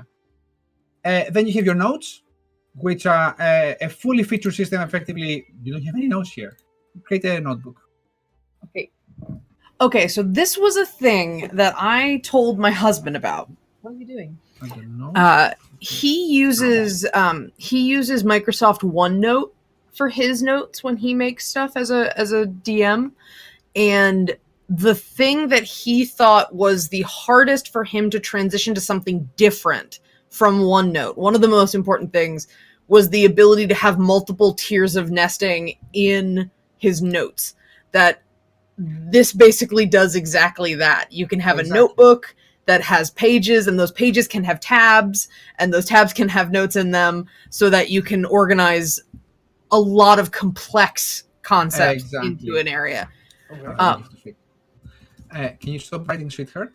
But I'm writing about cheese. Can you please order an section? Yes. And these notes, all the notebooks, do they carry over regardless of what session you're in? Yes. Like they're just Actually, attached to these are your personal notebooks. Okay. You can go through any campaign, and effectively, for example, you can create a notebook just for this campaign, for example, if you wanted to, for example. Sure. Yeah. Sure. I could possibly have used better examples when I was writing. It's okay. And then, of course, you can actually move your notes from section to section, so this note is now here, effectively. Great. There's cheese in my fish feet. So not only do you have access to articles in World Anvil to be putting the notes together, but you can have your own separate notes in here. Of course, and yeah, of course. if you come up with what's so nice about having all of your notebooks available as a storyteller is I'm running campaign 1 and I'm doing some stuff, and then I come up with an idea for campaign 2 and I need to make sure I put a note somewhere I can find it. You can go into your notes and go to that campaign notebook. Essentially, exactly. And that was the logic behind that. That effectively notes should pass from campaign to campaign and from possibly world to world, because these are your concepts, these are your ideas. Yeah. I would like at some point, and I know this actually talking a bit too much maybe, but like to the point I shouldn't. But I can stop you if you go too far. It's okay. This I can see as how the mobile app for World Anvil at some point will look like. Because I cannot believe people will be goal building, but people have ideas while they're outside and they walk Do you know how many note apps I have on my phone? Yeah, but this note app is essentially made for your role building. It will be to reference your world. You will be able to effectively understand the connections that you're making. Because what's that? I just made a new. Oh, good. Okay, like great. that's how you might actually use it, rather than just writing things like cheese feet and these are the best cheeses. Yeah. like as Yeah. And of course, bestiary ideas for You you. do a block 1, 2, 3. 6. And you can do markdown text here, right? That's right. How do you do the K? No, And I then, am French. and then you need the column connect them to 3, please. You are so demanding. Yeah, man. My God, And so demanding. Mon Dieu! Great. C'est incroyable! That's fabulous. That is fabulous. Sorry, I've been awake a lot of hours now. A what? They're all lowercase. Oh, please tell me it refreshes. Oh man. Yeah, it also saves. Yeah. I love it. That's awesome. So, continuing with your library, which effectively, I don't have anything here. Janet has one, actually. Here's the master plot here. And But those- essentially, here are the articles that you choose as a storyteller to have available to you. Not the primer for the player. This is for you. So, do you remember anything from your world street card? Because I don't even know which world I this is don't on. know which world we're in. I can tell you that, in fact. Hexacrocs. It's in Proto World. Look up Hexacrocs. Proto World is one of my many test worlds where I write random things. What are we doing? Right? Hexacrocs. And There we are. that place where you So- put that roll, that will show up to everybody when you click it, correct? I will show you now. So effectively, Okay. what I can do here from loading into the library, first of all, I can add to my library for myself. So next time I go to my library, it will be on my side here. But also, I can go here. I can show to the players. So if I open now the live screen, oh, it's here. So the players can now see, for example, the ranger identifies the hexacroc. So now you share the article with them so they know what they're looking at.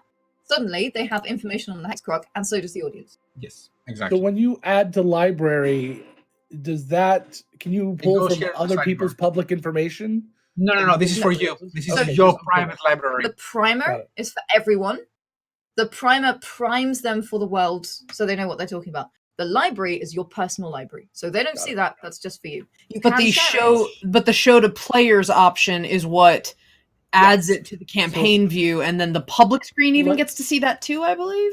Is that Yeah. true? So show to players adds it to the player handout screen so the players can see it, and adds it to the audience screen so the audience can see it. So there are 3 screens here. This is the storyteller screen. There is the player screen, Okay. and there is also the handout screen, essentially the viewer screen, which is actually defined audience, specifically yeah. for the audience. I was gonna say you Got can open those, right? You can preview those in the open tab if you want Yeah, to here. show them I what mean, the if different you pages can look open up the live, that's the live Yeah. session screen for the For the audience. Very cool. It's So, a little bit what narrow if- right now. So Yeah. what you would be able to see on there is the players on the left hand side. You can't see that right now because our window is so narrow Yeah, to fit exactly, in your it's so narrow. template. But yeah, and then of course there's the dice log there, and where the players are shown, you can click on their sheets, you can see how many hit points they have left, this kind of stuff. So you can feel the tension as they die. So the other thing you can do here, effectively as a storyteller, especially for you, Logan, for example, is that you can create a list of all the things that you would like in terms of sounds to have available to you. So literally, I can just add it here, and this will open up a SoundCloud audio. Now, is that just it plays when you get access to it, or can you play it to your play? Like you can play it for the campaign session, or is it just your So players this can was have designed access to for that? people who play around the table and want to have music. Okay, But sure. really, if you broadcast audio through your computer, in theory, by playing that, it will be heard to everybody who's playing. What you can do, and I will add later on, is the ability for you to share it to your players if they wanted to. So it's going to be in the same way that you would share an image or you would share an article, you Perfect. could also potentially share the media. Is there the ability to create playlists within that at this point, or upload your own No. files, or like if you have your own audio No. files? No. It Okay. literally takes Spotify, SoundCloud, and YouTube links at this point. For the most part, unfortunately, stuff that we can't use for streaming, but it'd be great for home games. Yeah, exactly. And then you have your stories. You have encounters which are not ready yet. You can see the beautiful Janet here. But encounters will be coming soon. That's something that That definitely is coming. exciting. Yes. I Okay. love Janet Elf. So here's a question I had. Let's say that somebody really loves the idea of the Goa. and they would like to use the Goa in their world. Is there any way that they can copy our article and put it into their world with this system for use for personal use? Not with this system. Okay. But there are ideas effectively of actually being able to copy articles if the author of the world allows it, of course. Like that would Yeah, be right, like right. something almost like I was release it thinking as a template. D&D Beyond's homebrew. Yeah. So D&D Beyond has that homebrew catalog that you can go through and be like, oh, I like this item. I'm going to use it in my The campaign. SRD, You can click and have so that. for items specifically and for blocks, you can do it already. So you can make a block for the Goa, Logan. We can make make a example, block for that race. Look for an orc or something like that. Orky snorky horky. So these are SRD blocks, for example, Hall of Force. But this also searches for public blocks. So if somebody hit a block, you can literally just copy it to your library, and you can use it like that. If it's a public block, if it's a private Yeah, block, exactly. then they can't. Just in case anybody starts freaking out about that. So yeah, if you keep your stuff private, obviously it's not possible. But Right. yeah. But Okay, then so we could create. You could create a race theoretically and turn it into a public block, and then they could just use that certainly. info. Okay. Yeah, so I could be like, these are the cheese people. I release them to the world, and then everybody can have cheese people in the world. Release the cheese. Release the cheese people. So Apparently, I really want cheese right now. I will That's try what to we're learning. disconnect. Good question. Somebody in chat asked if you could clear the public view screen. Like, can you reset it if Probably needed? when for you the end the story? campaign, but I don't know. Can you do that in the middle of the campaign? Like if you're in the middle of a session. Sorry, session, not campaign. Yeah, can and you wipe you have all that the information on the public page? Can you clear it? Can you remove all of it? Honestly, not right now, but that is super easy to do. What you need to do, person in the chat, Is go- scroll down to the bottom Go- where you will see a teeny bug. That's where you report bugs, and a happy little suggest a feature light bulb. That's where you suggest Yes. features. Go suggest a feature. It's a really good idea. Go suggest it. Yeah, We've been talking, and I have like 4 things I'm gonna add to that. good, Perfect. excellent. That's why that functionality is there, because we want Yeah. ideas like this. You know, we build a thing, we put it out, you guys use it, and then you tell us how to make it better. So Okay, go make it that's better. a good point. He says so. Like he goes in there and he adds an article, but he accidentally clicked twice, so it adds it twice. Is there a way to just delete the one and not From where? From the live stream. From the view? public Yes. screen, like adding Yes. it to the Yes. yeah, Okay. sharing. So again, the screen is very small right now, but essentially, you see this button was not here before. It's called Enter Session. Right, That and that's for the is player here view. because They- he's on a session, and the session is currently live. So if I click on that, this is my player's live screen. I can see from the live screen here the party. Of course, I'm the only one on the party at this point, so it But- doesn't help a lot. But Right, I but would if there were have other been members, there. they would appear under the tea party. Exactly, yeah. I can see I can create quests. and like for you our said, party. Logan, you can edit that stuff. Add an item here. Um, It's okay here, yeah. okay. Weapon, put one. So I'm adding to the party itself. I can see my sheet as a player, and I can also, of course, edit my 1200 hit points effectively. You took a hit, honey. I did. I can see my sheets here as well, or everything I have. I can see my equipment. Oh, I forgot to put it here. I can put that here. And I can see also the handout screen that the storyteller is sending, essentially. Because every time that the storyteller is sending something to me, I can see it from here. And lore is effectively the primer. So all the stuff I shared in the primer section, he can now see in the lore section. Exactly. So he can Got just sort of open them up and have a look at them. There's quite a lot of lorem ipsum in this world. As I said, the test worlds. Yeah, that's pretty much it. So yeah, that's what it does.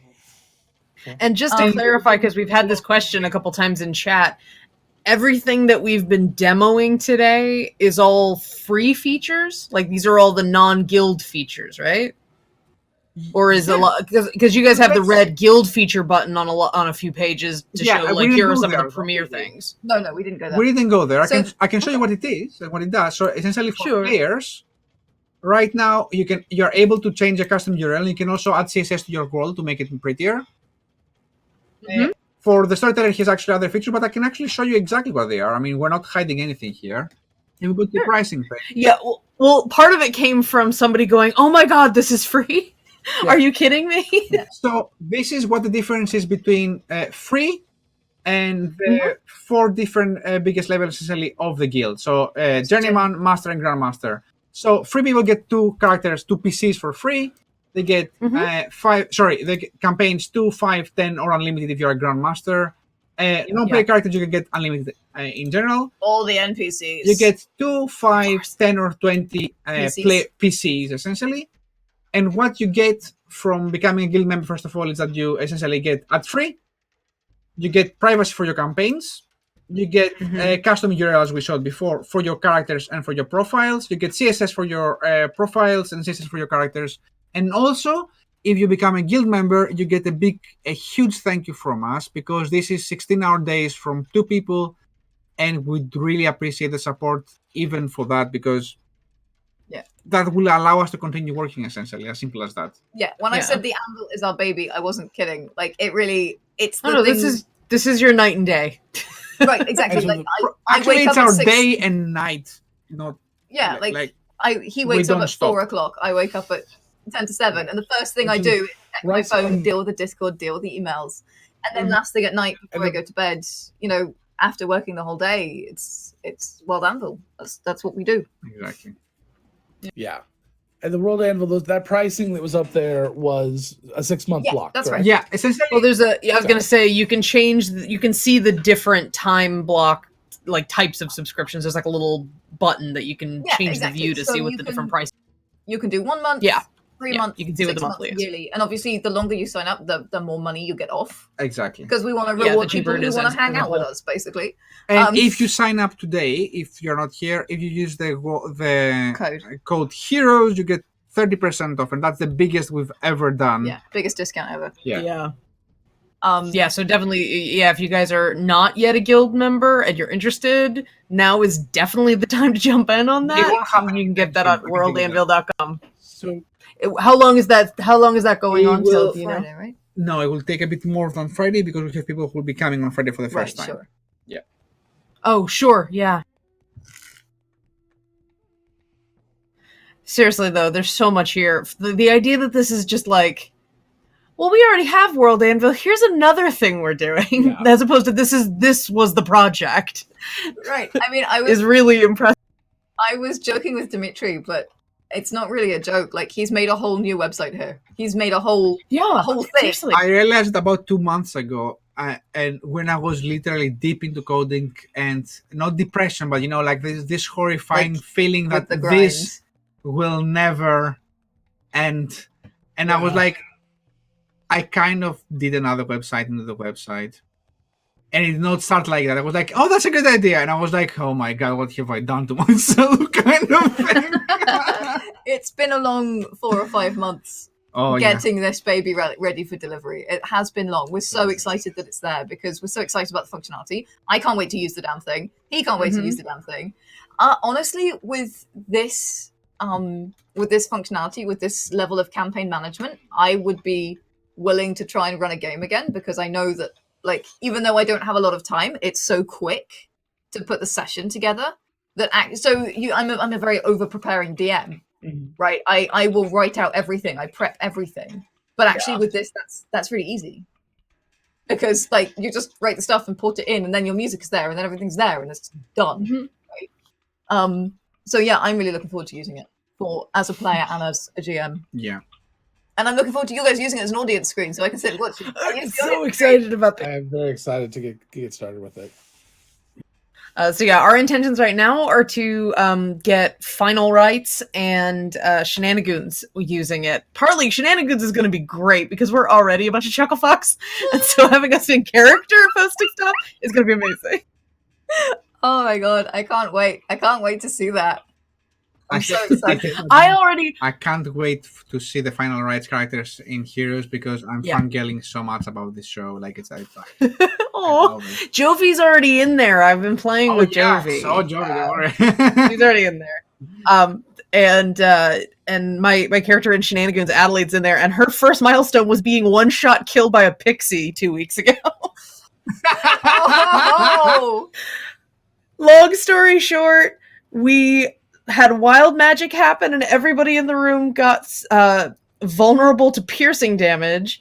Then a pixie bit me with a nat 20, which took out half my hit points. And I went, oh, wow, that was exactly half my hit points. And Heather went, wait, aren't we also vulnerable?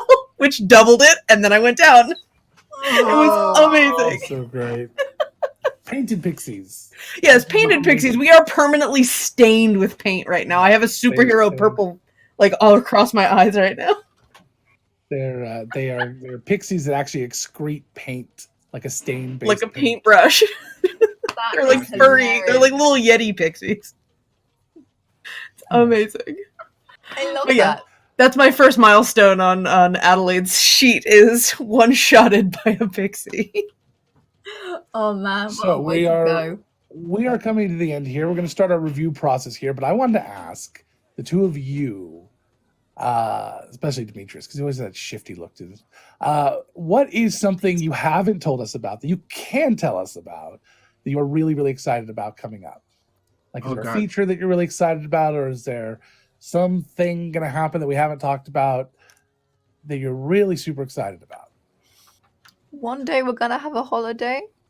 That is Not this very summer, exciting. apparently. I'm very Not this- excited about that. Not this summer, because I have 12 Yeah. episodes of the Watch Rise stream. of the Kraken for Watsu. I was gonna say we should give you a chance to plug what's coming up for you I at some point. I left enough time for that. That counts as I'm just wondering if Demetrius has anything that, like, up his sleeve that he can't talk about. He just He's hasn't. trying to trick you to me. I'm not trying to trick you.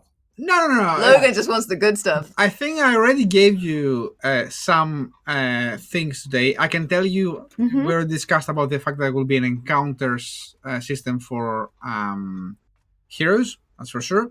Oh yeah. So tell us a little bit about that then. What's that going to look like? It will look like a way for you to do the basic things that you require from an encounter. Being able to pull your players, pull monsters, organize them in order of initiative, and then being able to manage hit points for each of them, and of course the total of the XP. Like the very basic things. I know there are programs that are doing it outside, and they're doing it well. There's no secret about that. It makes sense to be a part of this, though. I think. But the difference is that, as always, the plan of Gold Anvil and the campaign managers to have everything in your fingertips at the same place, quickly and easier. Because sometimes, for me as a storyteller, expediency is more important than perfection. And that's saving where- you time, saving you that really valuable time in the middle of combat, because- especially. Because that is how it works. Because the truth of the matter is that the less time you have to faff with things to do, it's more time you can actually roleplay and focus on what your players are telling you. Because we all know that as a storyteller, if you have to think in 3,000 screens and go through 10 books to actually do what you have to do, you are lost. You are not engaged with your story to your players anymore.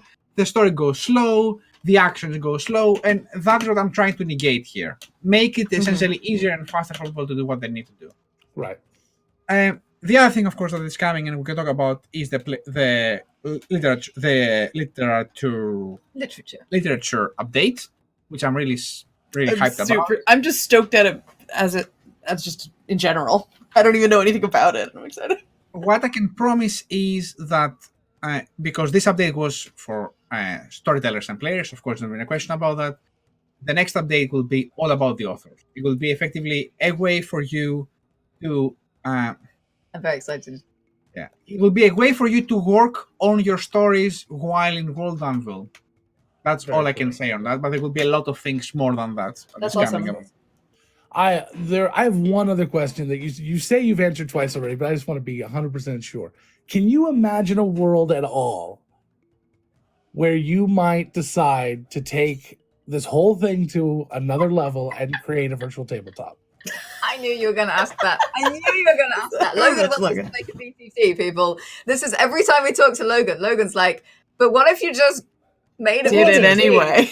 What if you just did it? I'll I know tell you you said what. it's hard. It's a very difficult thing to do. It's not going to be simple. It is not about being difficult. I mean, everything is difficult. World Anvil is also difficult to do. It's about, first of all, the amount of people we have, which is right now 1.5. because we have somebody being trained to become a with developer. with regard to coders. This Yeah. is. I'm not half a person, I swear. No, you're not. That's the I have legs, and I believe you. Um, I believe you. You You saw had the to go. movie, You yes. had to leave before. Yeah. You didn't just hover So- around. what I want to do is, first of all, to allow access to people to have their content via an API. The next thing I will do, and I have already started in many ways, is to talk to people who are doing successful and beautiful virtual tabletops in order to be able to port all the information from World Anvil into said tabletops. Mhm. And then Because buy I them. think Oh, sorry. And then buy them. No. I think they know better what they're doing, and they are focusing on what they're doing. If I Right. can provide them with an expansive and clear and organized way to get lore into the VTTs, then they will make the life of their storytellers much better. And that's I- what we're And then, I have a lot ideally, of I would respect. love to see- Yeah. Go ahead. I was gonna say I have a lot of respect for those that staying in your lane is the wrong way to put it, but understanding what your niche is, focusing in on that, and then finding the other people who are focused in on their niche and figuring out how to work together. I think that's the best of both worlds, because you guys can be as good as you can be in your sphere, and they can be as good as they can be in theirs, and then everybody benefits from you collaborating with them. I used to sell high-end audio. In high-end audio, we always had this saying that separates are better.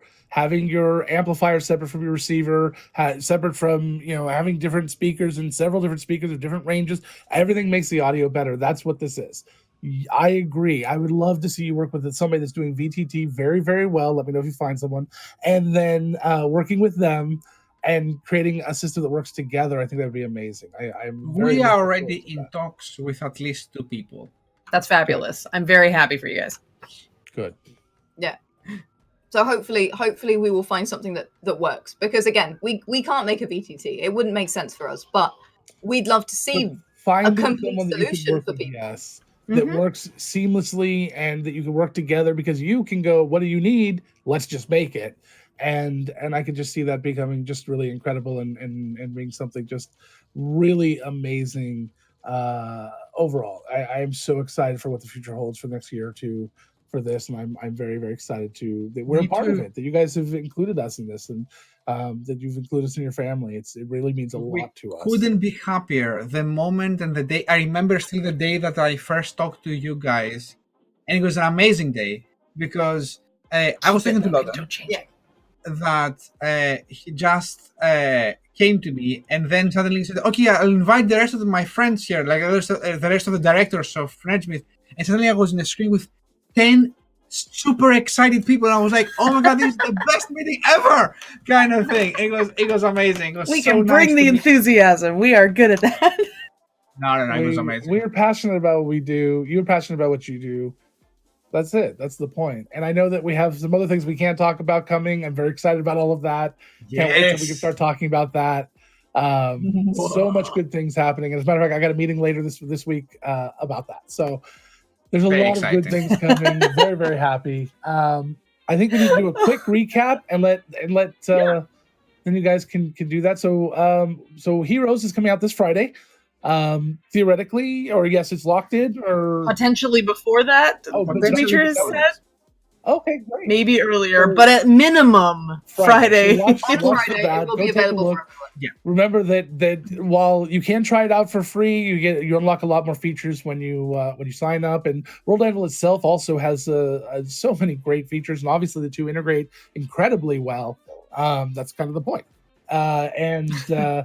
Yeah, so take a look at that on Friday, and then Janet, you are starting your stream on the D&D with twitch.tv/DND, coming up with Guy, from How to Be a GM channel on YouTube, a guy that we have talked to quite a few times. Real nice guy, he's amazing. Guy is a guy. Guy Guy's is a a good great guy. guy. He is a good guy. And love Guy. a lot of great information on his channels. I watch them all the time. And he is just I love his rants. His rants are the best. I just love hearing him just go off on things. And so you'll be on what time on Saturday? We will be live 1 PST, that is 9 Oh, okay, that's fast. BST on Saturdays. All right. So Or make sure you EST. tune in. It should be awesome. The cast is amazing. It's a non-American cast. Yeah. Did I hear that Dead Aussie Gamer is going to be in that as well? That's right. I'm Yeah, so he's excited. playing He is playing a Shah Khan character, so he's a shark Very cool. man. He's hilarious. He's absolutely killing it as the Shah Khan character. Is this going to be a Saltmarsh game, or is this just? So this is. That's so awesome. I've already. Very I cool. was given the preview copy of the Ghost of Saltmarsh, which was like, whee! And that's great because we have actually we have just started auditions for a Saltmarsh game, and we have probably way too more players than we can know what to do with, but we'll be doing that starting here soon. We also have some pretty big plans for the Descent coming in September, so we got some pretty interesting plans. We're reaching out to some people to help us with that, so very excited about all that. And so then, Can I also just say that we were talking at length about final rights when the Avernus Descent stuff came out? We're like, oh, really? Yeah. Already, I've heard him start to incorporate different things from it. It's really great. I can't wait to see more of that because you guys are basically down there already. And it's funny that all of the events at D&D Live, Skimming the top of all of the games that they did that were the Descent games, they all had the same feel as what you are doing, maybe a little less serious than what you're doing down there. But you know, you look back at D&D the way it used to be, and people like talk about Avernus and the Hells, and there's a very dark, gritty sort of thought to it. And D&D now is, let's be incredibly goofy and silly with it. As a matter of fact, one of the games at D&D Live, if you happen to watch them, was story told by Kate Welch, which is one of the product developers for WotC, and one of their newest employees. And she ran a game for like Travis McElroy, Clint McElroy, lots of different crazy people. Her entire game was one of the Hell Lords trying to impress and want to marry a different one, and recruited the players to help by getting them a new suit and convincing a unicorn to let them have some of its meat so they could make it.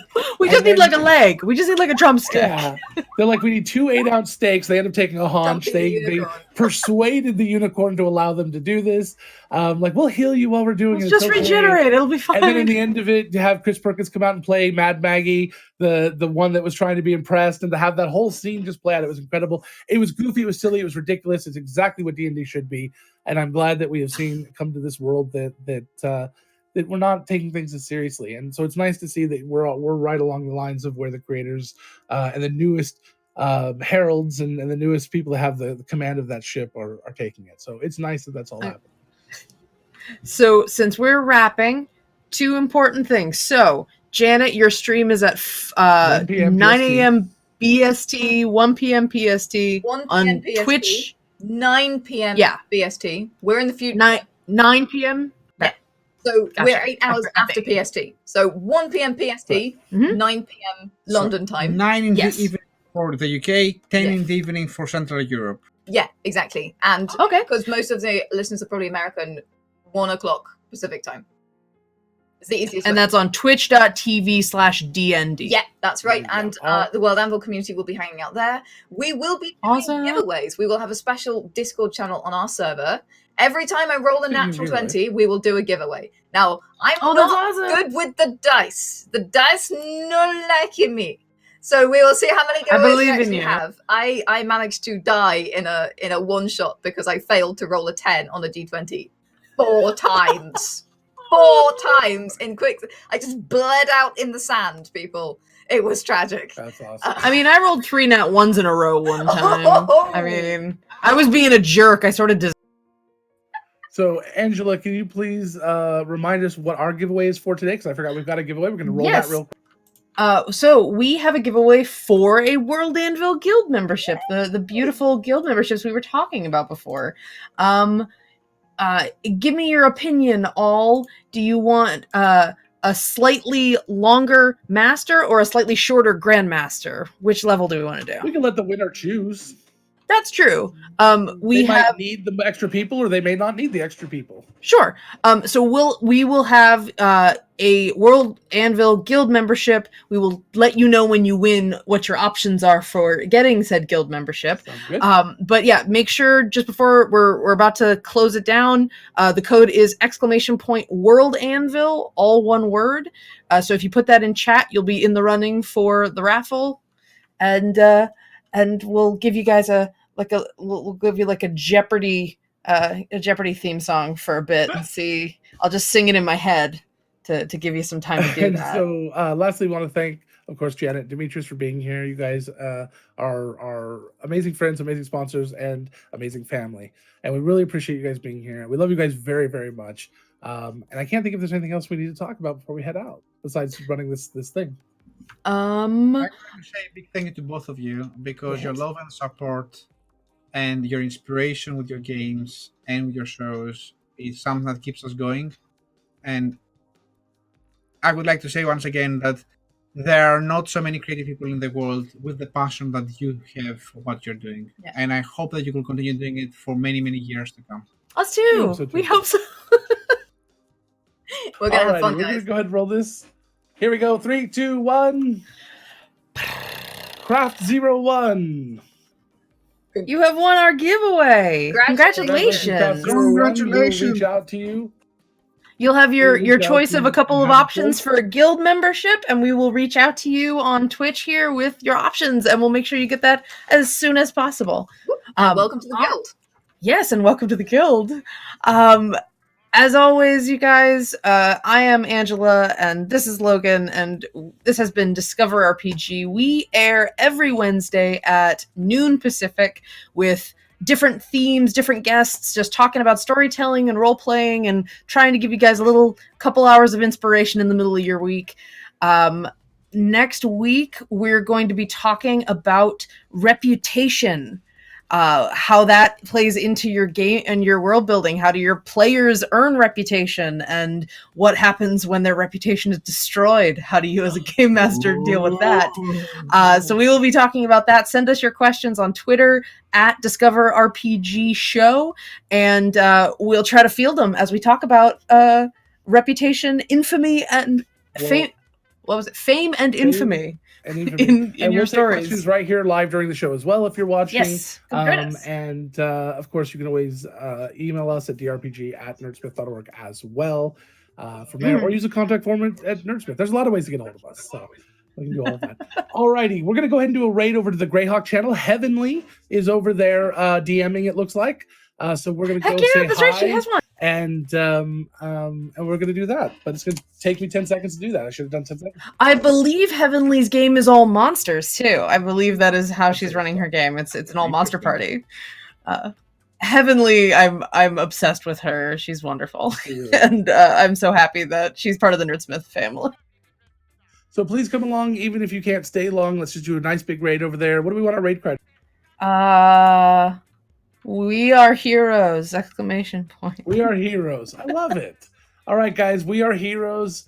We'll see you over there. Thank you so very, very, very much. If you'd like to talk with me in our Discord for a little while after this, answering any other questions you might have and saying hi, just go to our Discord. Should be posted there. And I just did Angela, you had one last. Yes. It is at 5 p.m. Pacific. You can come back here to We Are Nerdsmith and watch Matthew Siebert on Homebrew Studio, where he shows you how to create homebrew and custom content for your games. And he uses World Anvil to show you all of his all the things that he's created with his audience. So you should definitely come hang out. Studiopolis, I think is the Yes, name, Homebrudio Studiopolis. Studiopolis, yeah. Alrighty, guys. So thank you very much. We'll see you over there, and have a wonderful day. Goodbye. Bye-bye. Bye. And we are out.